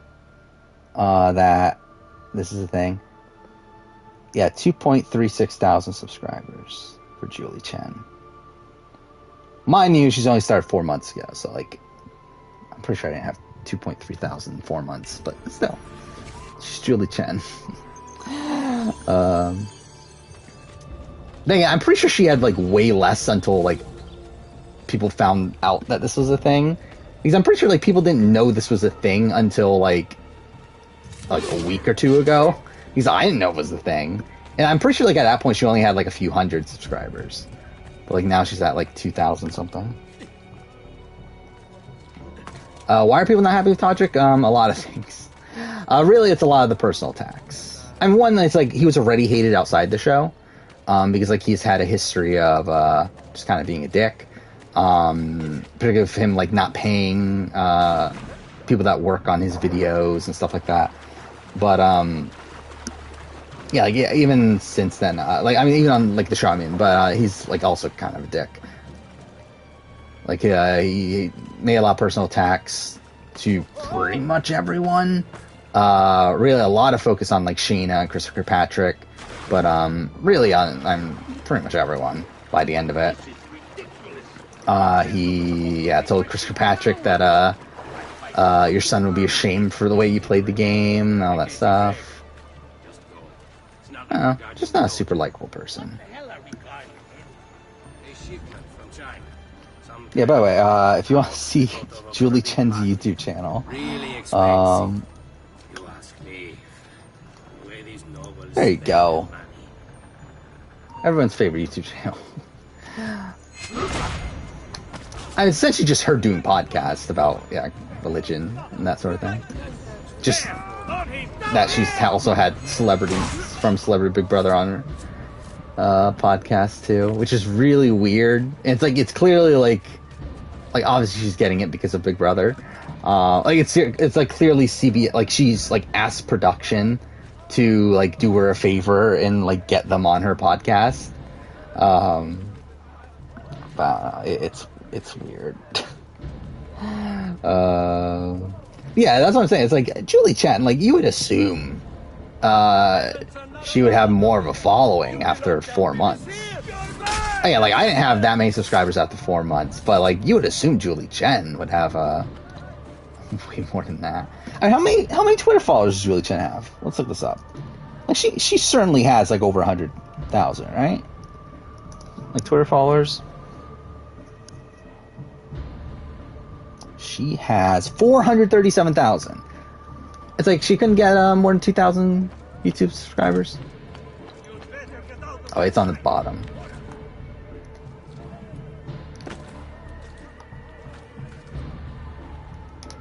Oh, that didn't work. This is so dumb, by the way. Like, you can push them in the water and it's still considered, like the entire point of killing these guys is to get their outfits, right? Oh, no, this is the part where, no, never mind. This is the part where we're trying to put the fires here, aren't we? Either way. Still dumb, and like the missions where you're trying to steal their armor, if you push them into the water, that's still considered successful. Better YouTube channel, Julie Chen or Survivor Spencer. I mean, to be fair, I've not watched any of their content. I've not watched Julie Chen's videos, and I've not watched Survivor Spencer's, so I don't know. And like, to be fair, also, like, in terms of how the videos are made, I would not be surprised if Survivor Spencer, like, makes videos in a better way than I make videos. Again, the way I make videos is not the way you should be making videos. But, like, I still don't know what he even talks about in his videos. Like, I don't know how the fuck he goes 30 minutes talking about Shan. Like, Shan being, like, out of her mind and, like, all this stuff. It's like, I don't get how he talks that long for that stuff. But whatever. Okay. How did I not die? Whatever. Fuck off. Wow. Okay, everything's going terrible. By the way, that's something I do love about Horizon is, I actually broke my armor. About Forbidden West is I do like that they did make the parkour system a bit more similar to the old school Assassin's Creed, which is really depressing. That Yeah, really, I mean, really, at the end of the day, it's like Horizon is essentially what I want Assassin's Creed to be. But it's just not. I'm actually wow, cool. Yeah, this is cool. Perfect.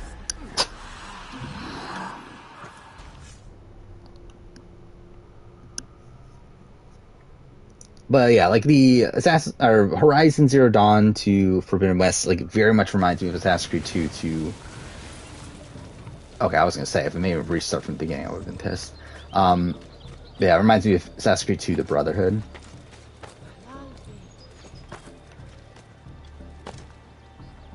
Which I think is like a type of sequel that you don't typically see in the modern day anymore.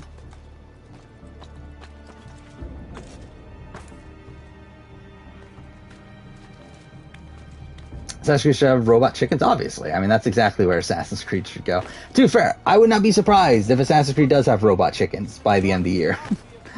I mean, we're already getting into, like, full-on mystical shit. Like, what's stopping them from going full-on sci-fi at this point?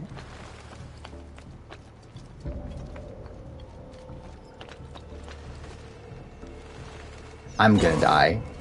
Okay. Oh, wait, fuck. Wait, what? Wait, how far away did it put me? Like, did it put me on, like, the other side of the map? Whatever. Is it true that AFP is rigged? I don't think so. I think it's rigged in the sense that production has a lot of say in how, like, the public perceives people. In the way that, like, obviously, like, their edit is the main way that most of the people see the show. And through that, they're able to manipulate the edit in order to get who they would want to win AFP. But I don't think they actually rigged the result of AFP. But I think they know what they're doing when, like, on the clip show, like, they showed a lot of, like, Tiffany and BB23, while they, like, didn't show that much DX. And, like, I think they... Okay, there we go. Yeah, like, I think they know... Okay, fuck off.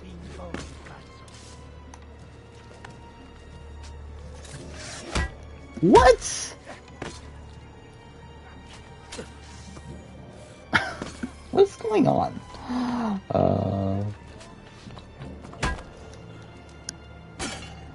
Cody win AFP is the only good thing about BB19. I like BB19 at this point. And a lot of it has to do with the downfall of Paul. I really think it makes for a better season. Where I think even if Paul wins, I still think it's also probably a good season for that. Because, like, I mean, I think it'll be in the same way that Redemption Island is, like, a good season. Where, like, I like Redemption Island. Like, at the end of the day, it's like, is it that high on my season ranking? Not really. But, I still enjoy the season. It's a similar thing with BB19. But, like, kind of in the opposite way of BB19, where, like, Paul obviously loses. But, again, like, BB19 is like, you see the full trajectory of Paul and why he ends up losing the game, and I think that's fascinating to see. And also, you see him, like, completely run the game. The show takes a lot of time to show him, like, give his strategy in the DR and everything. Like, showing, like, how he dominates the game. But it also shows the mistakes he makes along the way. And that's the same thing, again, with Redemption Island I like so much about Redemption Island, that it's really, like, a showcase of Rob's gameplay. And you see Boston Rob dominate from beginning to end. You see his strategic moves he makes the entire way. Same thing with, like, Island of Secrets for Survivor SA, with Rob Bentelay.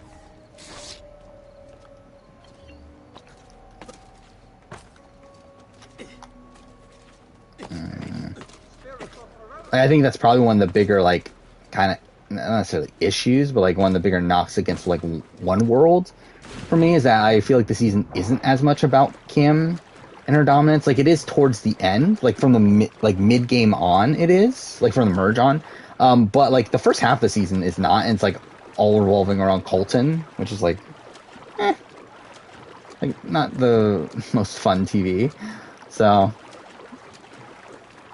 and then also it's, like, a lot of the cast is, not the greatest. So, BB-19 is a shitty version of Samoa, essentially. Kind of, yeah. I mean, I even think then though, I don't think Samoa does as good of a job in showing why Russell loses as BB-19 does with Paul. Where I think if you watch Samoa, I don't think you fully get exactly why Russell loses. Like, yes, you get the sentiment, okay, Russell's an asshole. Like, he, lied about Katrina. He, he burned people's socks and that sort of, obviously, he's a dick. But you don't get exactly why Galoo hates him, and why Galoo did not respect him. Well, I feel like with BB-19, you know why Alex and Jason don't respect the game he played. You get why Cody Cody... Did they explain it on the show? By the feeds, and throughout the season that Cody just hated Paul. I think it just does a better job at illustrating why Paul loses along the way than Russell.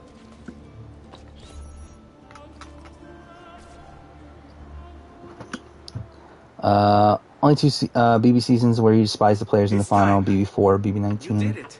It's beautiful. See. Man, I think BB4 is a season that I don't like June and Allison as people in the way that they act across the season, but in terms of the gameplay, I'm still they're the 2 most interesting players this season.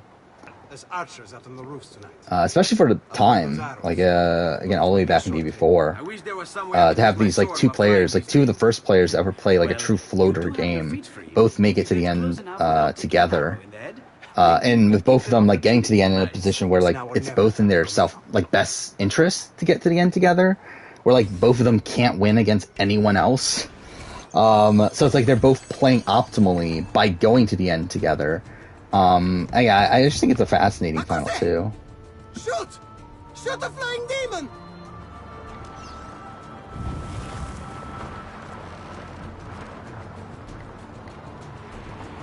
Oh, fuck off. That's what I get for not looking at the screen. Whatever. I remember I fucking died here 30 times the first time I played this game too. Does BB-19 move up on the season ranking? I think so. I don't remember exactly where I had it, but I think it moves up a spot or 2.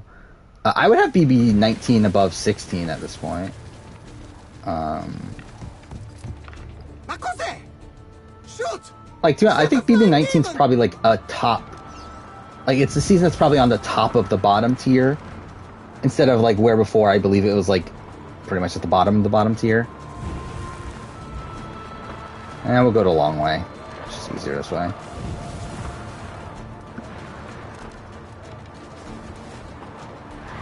Oh, fuck off. There we go. Oh, yeah, there's a lot of people that do love the June Allison final, too. Especially around the BB Twitter and Reddit sort of communities.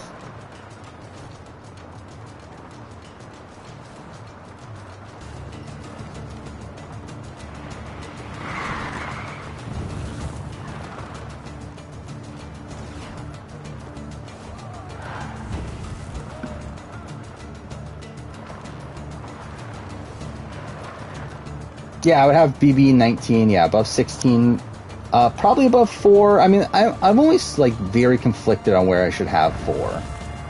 But, yeah, probably above 4, definitely above 2, and definitely above 22. I'm trying to think, is there any other season that would be above?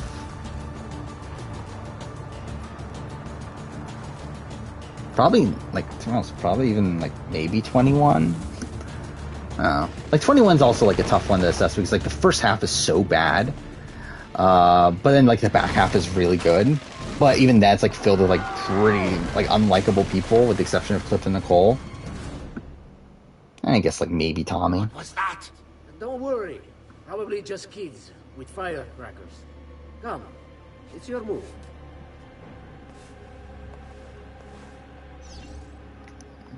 Okay.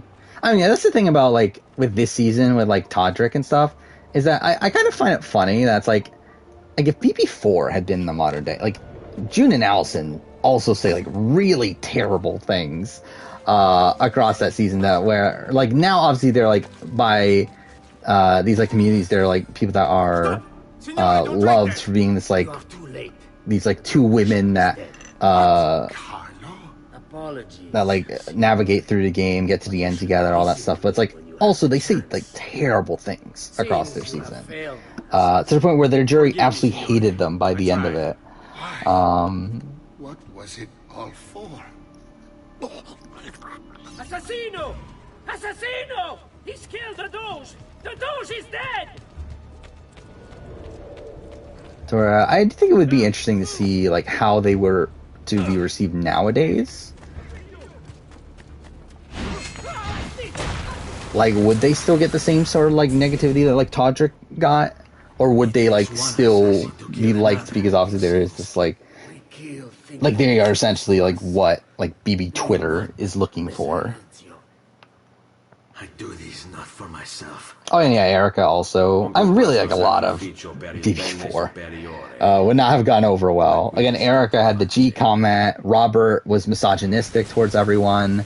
Junior and Allison like were obviously just like, very mean in the DR to everyone. Also had like racist comments towards Robert. Made a lot of personal attacks to pretty much everybody.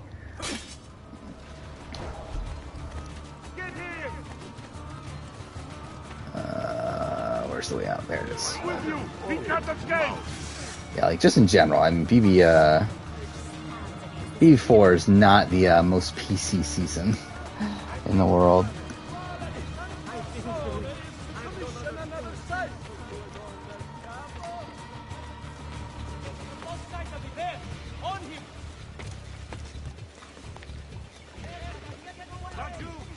Ah, fuck off. Wow, okay.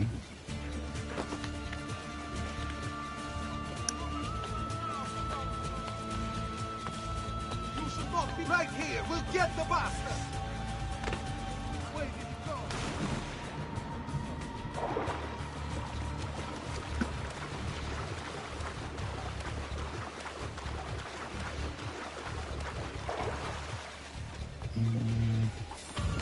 There we go.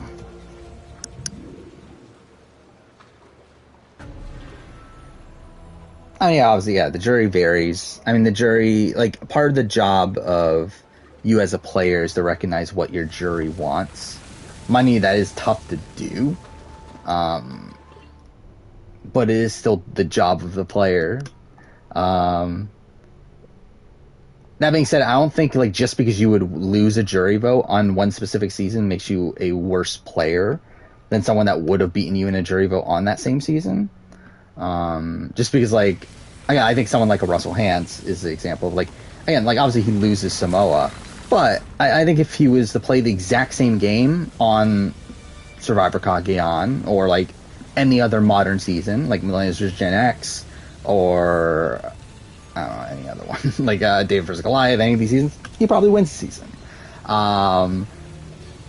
Like, I think just because, like, Russell loses a jury vote there, and loses in most scenarios in Samoa, it doesn't make him, like, a worse player than someone like a Natalie or whatnot. I mean, yeah, it's like, at the end of the day, like, jury management is very, like, recognizing what your jury is looking for, and, like, how the jury perceives you is very difficult to do. And, like, jury management as a whole is just very difficult to do. However, it's like, there is also just very simple ways to manage the jury, though. In terms of, like, how to, like, not sabotage yourself in terms of jury chances. It's, like, essentially what Todrick does this season for Celebrity Big Brother is, like, the absolute worst you can possibly do in jury management. It's, like, with literally every single jury member except for Cynthia and maybe Mirai. He, like, completely sabotages his chances at winning, like, every step of the road. And I guess Todd, to a degree. I mean, like, Todd, again, like, if this had been a sequestered jury, I think he for sure gets Todd's vote. But it's not.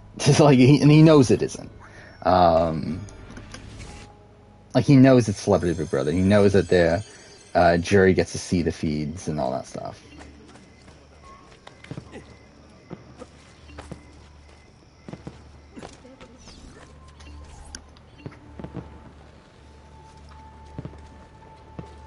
I mean, yeah, like, I don't fault people who, because I think, like, there's, like, this stigma against people who only care about getting to the end and don't really think about the jury votes along the way. Like, to me, it's like, I don't think that's as massive of an issue, especially if you're not actively bad to the jury. Now, okay, this is not gonna work. Can I cancel? Yeah, you can, okay. Because, like, again, like, to me, like, juries are just so hard to predict that it's obviously just better to be able to get to the end and face a jury than it is to not come anywhere close.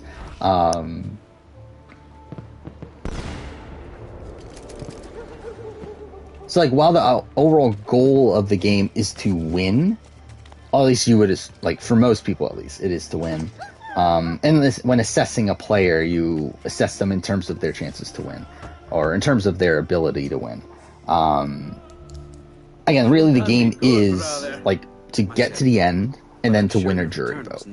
And it's like, I feel like you can separate those two. Obviously, the perfect player is someone that is able to do both in most scenarios. But I do think, for me, it's more impressive for someone to be able to get to the end consistently than it is for someone that can win a jury vote on most seasons, but also is, like, never getting to the end. Can't be carrying weapons out there today. Grazie, Leonardo. Now, about that mask.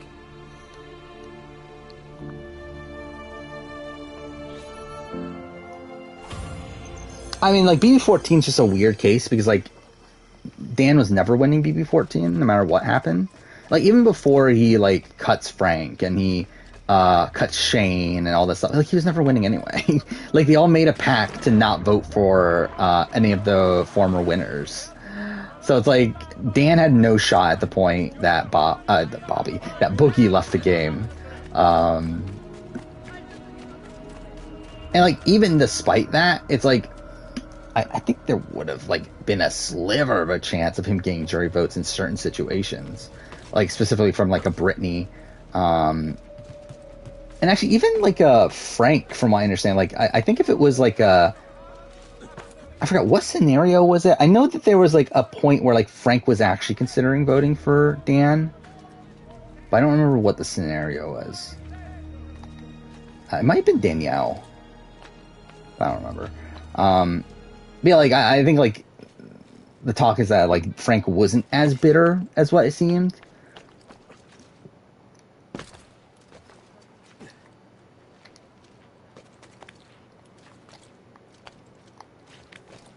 But, I mean, yeah, he's never getting, like, Shane's vote, though. But, like, realistically, again, like, I just think that a lot of the reason why he loses and really had, like, no shot to win was just because he was a former winner.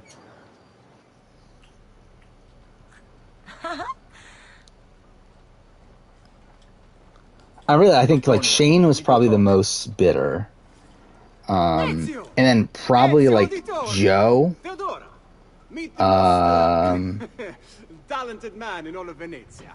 And probably Frank after that. Sister Theodora. And then maybe Jen. I mean, like, Jen's a weird one because, like, Jen is someone that, like, coming out of the house, she was talking about wanting to vote for Dan, but then, like, after going in the jury and everything, she changes her vote and then votes for Ian. And, like, she hated Ian while in the house, so it's like, whatever. Brittany was not bitter. Brittany would have voted for Dan in most scenarios, just that he was up against Ian, who is someone that she was always going to vote for. Like, I think against anybody but Ian, Brittany probably votes for Dan. The problem is that she's one of the only people that votes for Dan. But, Don't come any closer, or I will carve up another one. like, I do think Brittany was probably the least bitter of the jury. Who the hell are you? Get away from me! Like, I think if Danielle had been able to go on... Like, I think if Danielle had gone to the jury, if she wasn't, like, the third placer, like, I think she would have been very bitter against Dan. Stay back, or I will kill them. I forgot I'm not even doing the right thing. I swear it. It wasn't my fault. There we go. Well, that worked out. I mean, I don't think they were celebrating Dan's loss, like with Brittany in particular. I think she was celebrating Ian's win. Again, Brittany and Ian were very, very close. Like that's why they actually really, that's one of the main reasons they target Brittany is to, and specifically that's why Frank targets Brittany, is because he wanted to weaken Ian. Like that's part of the reason why Dan is able to get Brittany on the block, is because he uses this like excuse of that Brittany is close to Ian. So by getting rid of Brittany, you're weakening Ian, because Ian had immunity for that week because he had the secret veto, whatever it was. Not secret veto, but the special veto? I forgot what they called it. Yeah, I mean, I know what you're talking about. She is cheering, but again, she's not cheering anti-Dan. She's cheering pro-Ian. You're mine. There, get him.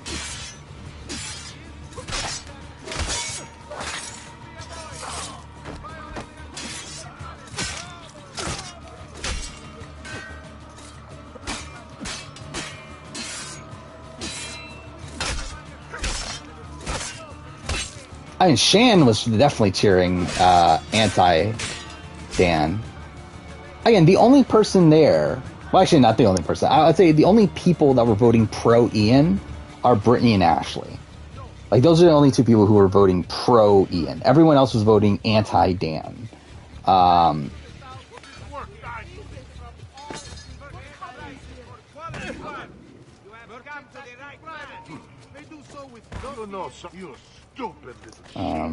But yeah, I think Brittany was like by far the least bitter of that jury, though. It's to the point where like I don't think she was bitter at all, really.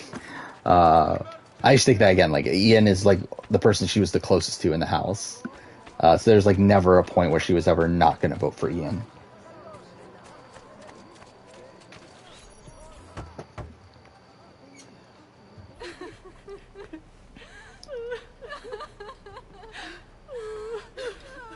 And like Ashley, same thing to a degree. I mean, she was close to Ian. Like I do think she would probably vote for like Frank over Ian, but out of any of the people in the end game, she just was not close to a lot of those people. We did this once already. If Tara won final HOH and won, is she higher than Jillian and Dick? Yes, except for I don't know. Probably. How do you know this? In fact, he's throwing the biggest party of them all. But Probably. I think so. I don't know. Like, Jillian's just such a weird one.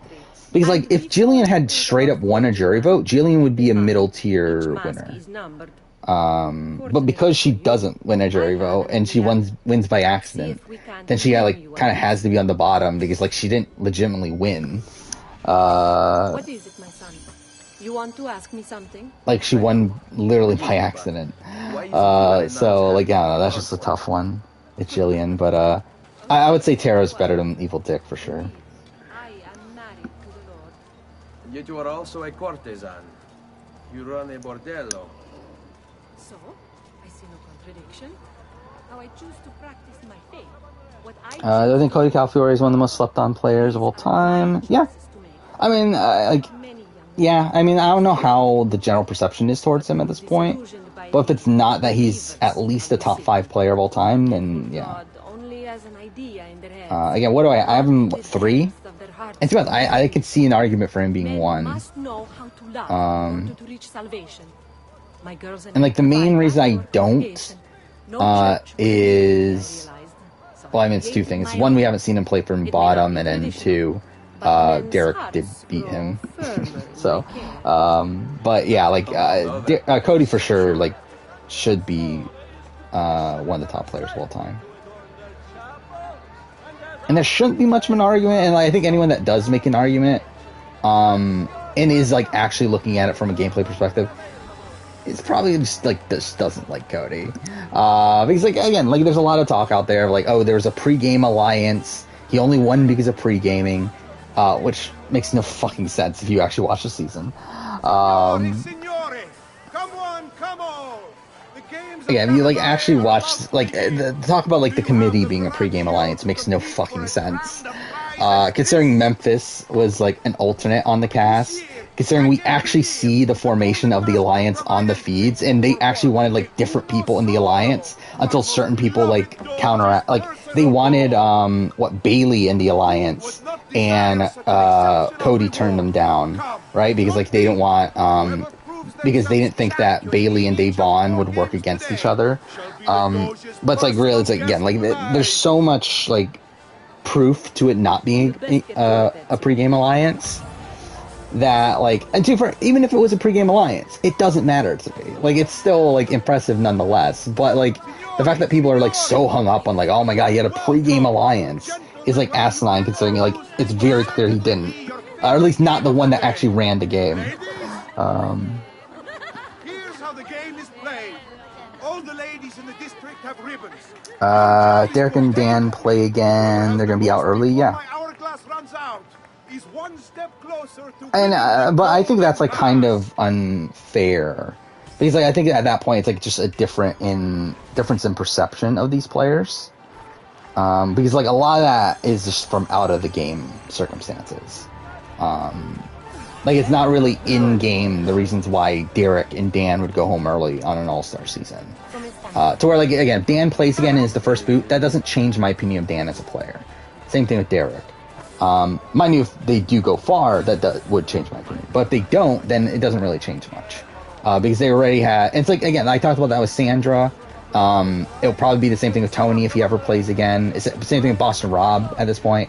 Like, they all have these massive targets on their backs that you can't expect a genuine game of Big Brother Survivor from them at this point. Where, like, I don't think the results of... Or, like, I don't think early boots from them on... returns matter that much, considering how much they are harmed by their out-of-game perception.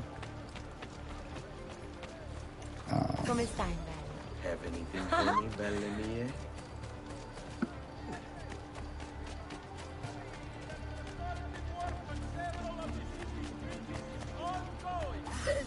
I trouble you for a ribbon.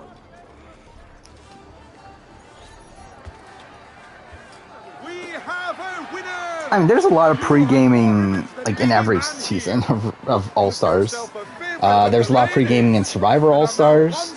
Actually, really, every season, there really is, every season. Like, in Survivor All-Stars, I mean, there's a lot of pre-gaming we know about, like, Lex and Boston Rob, and Kathy, and Big Tom had a Final Four deal pre-season. We know about, like, a lot of, like, get-togethers that were going on like, right before All-Stars happened. Yeah, for sure there were a lot of pregame for All-Stars, and you've also had, like, just lasting relationships for years on that season. You like, even Micronesia, Johnny Fairplay had built this, like, pregame alliance that him, Eliza, essentially what ended up being the minority on Molokol, but him, Eliza, Amy, Penner, Yao, like, that was a pregame alliance. But Fairplay also created a pregame alliance with Ozzy and James, and again, like, there's a lot of pre-gaming just on any All-Star season. Yeah, like, with the Winners at War, again, like, I don't think there was, like, a new school, old school pre-game alliance. I just think, again, like, I think the reason the old school people went early is, again, because of this like, massive target that are on the backs of these old school players because of their legacies. And these Boston Robs, the Parvati's, the Sandras, like, they're always going to go relatively early. On these sort of all-star seasons.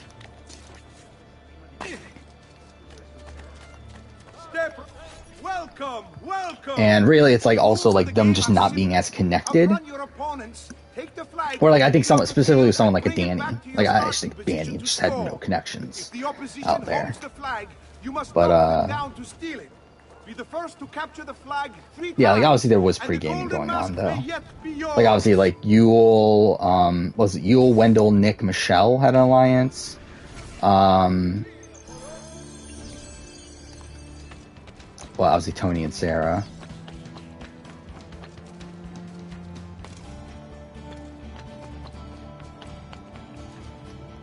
Alright. Oh, fuck off, I missed. Whatever. By the way, that's the strat for this mission. It's literally the suicide and land on it.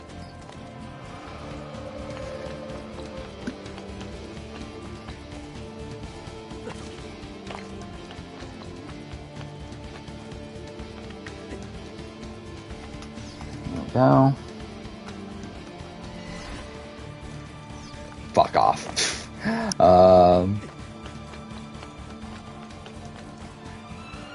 Like if you look at like how the votes in Winners at War played out, like I don't think it was like this clear old school versus new school thing. I think it just happened to be voted out that way.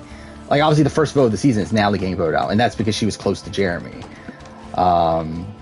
They wanted to break up that duo. You have Amber getting voted out because she has a husband on the other tribe, and also has no connections coming into the season. Fuck off. That really is a thing. But yeah, Danny, again, had no connections. And that's why Ethan, Rob, and Parvati are willing to let her go. Then you have Ethan getting voted out. Again, at that point, Ethan, Parvati, and Rob were a very clear alliance. They were just on the bottom. But again, I don't think it's because the new schoolers necessarily had like a pre-game alliance. But I think they came together just because like the other three were massive targets that were all working together. Then you have, what's next? Is it Boston Rob? Oh, fuck off! I'm not even gonna bother. Let me have it. Yeah, Boston Rob just got swap screwed. To a degree. Obviously, he plays poorly within that round, but also had like no chance on that tribe there. Because I think there's no way that he was keeping Ben on his side. Especially when Sarah and Sophie are there. Can he fucking do it already? Like, what the fuck's taking him so long? There we go.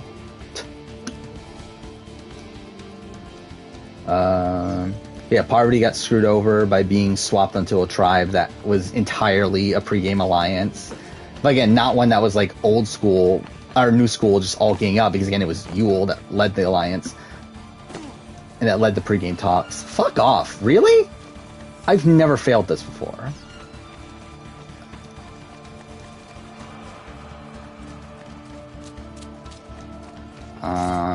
Oh shit. Fuck off. God damn it. Alright, I guess we're gonna let him get it. Fuck that. I mean, Tony was not supposed to go out. When, I mean, again, this is the thing. Like, people talk about, like, Tony was never going home. Like, Sandra was always getting voted out at the point that Denise was the sole vote. Like, obviously, like, Sandra wanted Tony to be the one that got the vote instead of her. But, like, Tony, like, Denise was never voting for Tony. Like, Denise clarifies that in the exit interviews and everything, that she was always voting for Sandra there. That she never intended to vote out Tony because her and Tony had a good relationship. There we go. Oof, that was close. You got it though.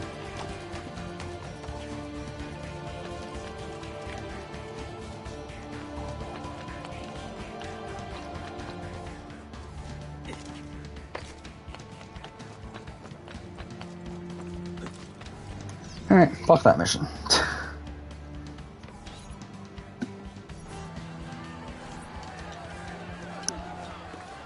We have a winner!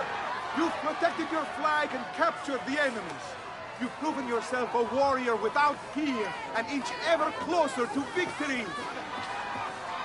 Most forgettable Amazing Race team you think I would remember? Again, like with me, when it comes to Amazing Race, I'm genuinely not going to remember.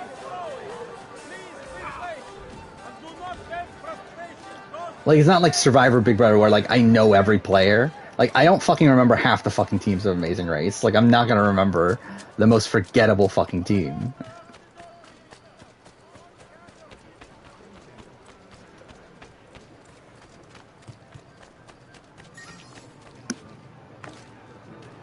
I wonder if Horizon will move out of the continental U.S. I hope so. I'm pretty sure, like, it's all but confirmed that it's going to be a trilogy. So, like, I do wonder where they're going to go next. Now, technically, they've only been to, like, because what, the original Horizon was, like, Colorado area, right? It was, like, mid-United States. While, like, this game is, like, Nevada and Arizona and California.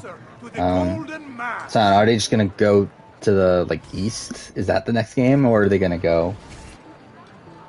Are they gonna go to Canada? Is that where we're going? Who knows? Yeah, it would be cool though if we went to other locations.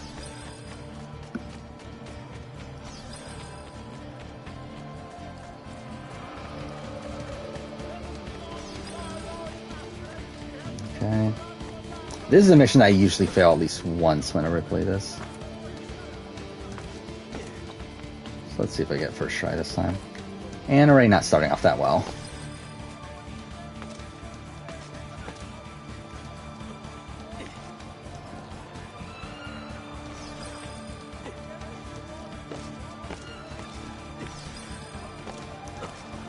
Okay. So far, so good.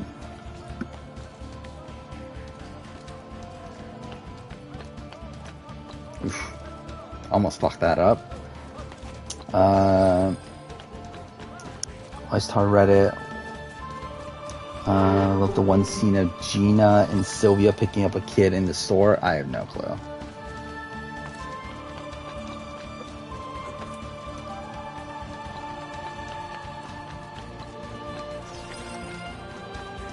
Alright. I didn't fuck it up. So that's something.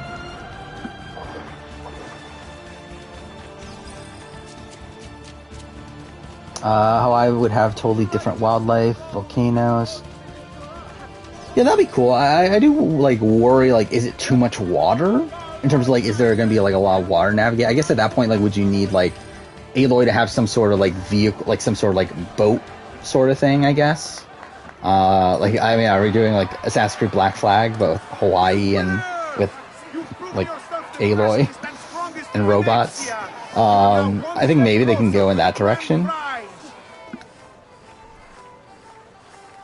Yeah, like, I feel like it'll definitely be a lot more, water to traverse in that game, though. Which could be interesting. Shark Mount, yeah, that'd be cool. There's only one rule, no weapons. Fight until you are the last man left standing. Will it be you or two? Sandra's setting up the Sophie blindside and Australian survivors. The only noble great move that comes to mind from her. Dude, I don't even think that's that good of a move. I mean, like, it's very similar to the coach move. I mean, I also feel like, I think the coach move is more impressive. Because, I mean, at least the coach move, she's more active in actually getting it done. While, like, the Sophie move, all she's literally doing is just telling Amy, like, hey, we should get rid of Sophie. And then, like, Amy does all the work for her. But also, like, not, like, in a way that, like, makes it that impressive, because, like, it's also actually in Amy's best interest to do this. It's not like Sandra's manipulating Amy to do something that's only in Sandra's best interest. It's also in Amy's best interest. So, like, yeah, to me, it's, like, not that impressive of a move. And also, I feel like the entire notion of anybody but me is just, like, very overstated of Sandra. Where, like, that's not actually how she plays. Like, she talks about, like, that all the time, but, like, that's not actually, like, how her games play out.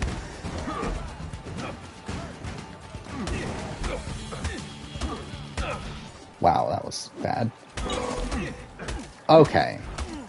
Like, and really, like, that's the problem with, like, her... What the fuck is going on?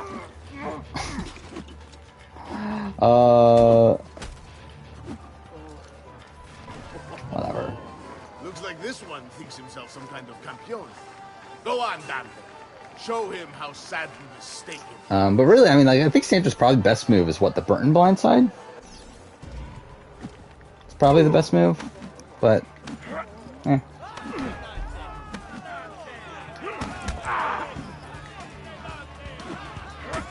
Fuck. Yeah, you said you just have a counter, right?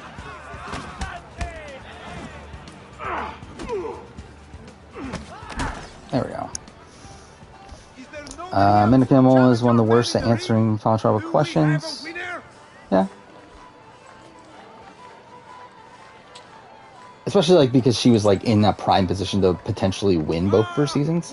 Now again, like China, I don't think she ever wins with Todd giving the jury performance he gives. But if she had been against like someone not as good as Todd, like Amanda could have won based on her performance. And then obviously Micronesia, she still almost does win, even with her shit performance. Which again, I think is a worse performance than China's.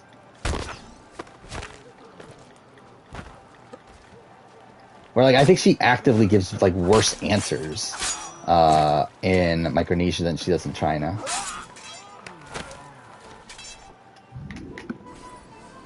Signore e signori, the games of Carnevale have come to a glorious conclusion. Come see our winner claim his golden mask.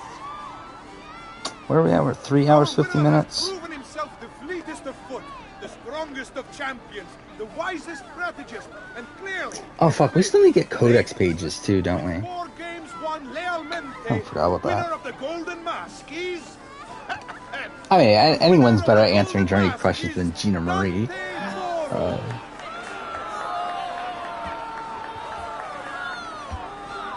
Congratulations. We'll see you this evening.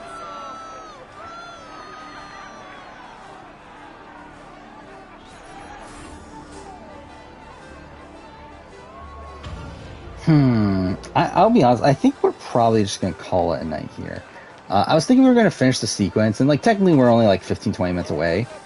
But like I don't think we're finishing the game next stream anyway, so I don't think it really matters. So it's like 10 to 15 minutes really isn't anything. So I think we'll just probably end it here. I do want to repair my armor before we end though. Is that it? Yeah, there we go. Oh, that's not it. Fuck. Alright, yeah, we don't need any of that.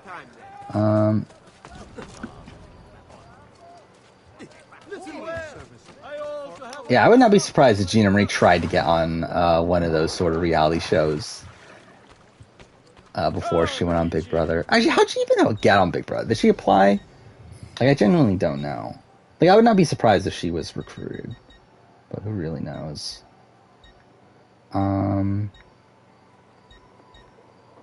How much money do I have? Okay, I can afford that. I can't afford that. Oh, I guess that's the best we're gonna get right now. Oh, wait. I'm an idiot. I didn't buy a better weapon. Yeah, I haven't upgraded weapons. I forgot about that until just now. That's probably part of my issue. Not that weapons are that big of a difference in this game.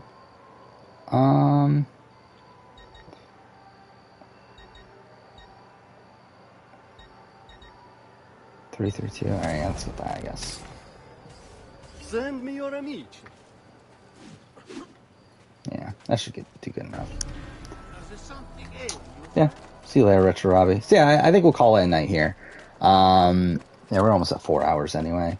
So yeah, we will be back on Wednesday after the Amazing Race finale, and we also have the other thing, Big Brother Canada 10 premiere. Again, not 100% on exactly how I'm going to watch both. We'll see. But yeah, both of those will be on. So it'll be that. Yeah, I mean, obviously, episode of Australian Survivor today, or tomorrow, whenever it is. Like, technically today. Technically in like 2 hours, I think, stuff like that. So, that's something. Wednesday's video, it will be Celebrity Big Brother, right? That's Wednesday? Yeah. I will have a Tuesday video, though. My Mass Effect video comes out. Mass Effect 3.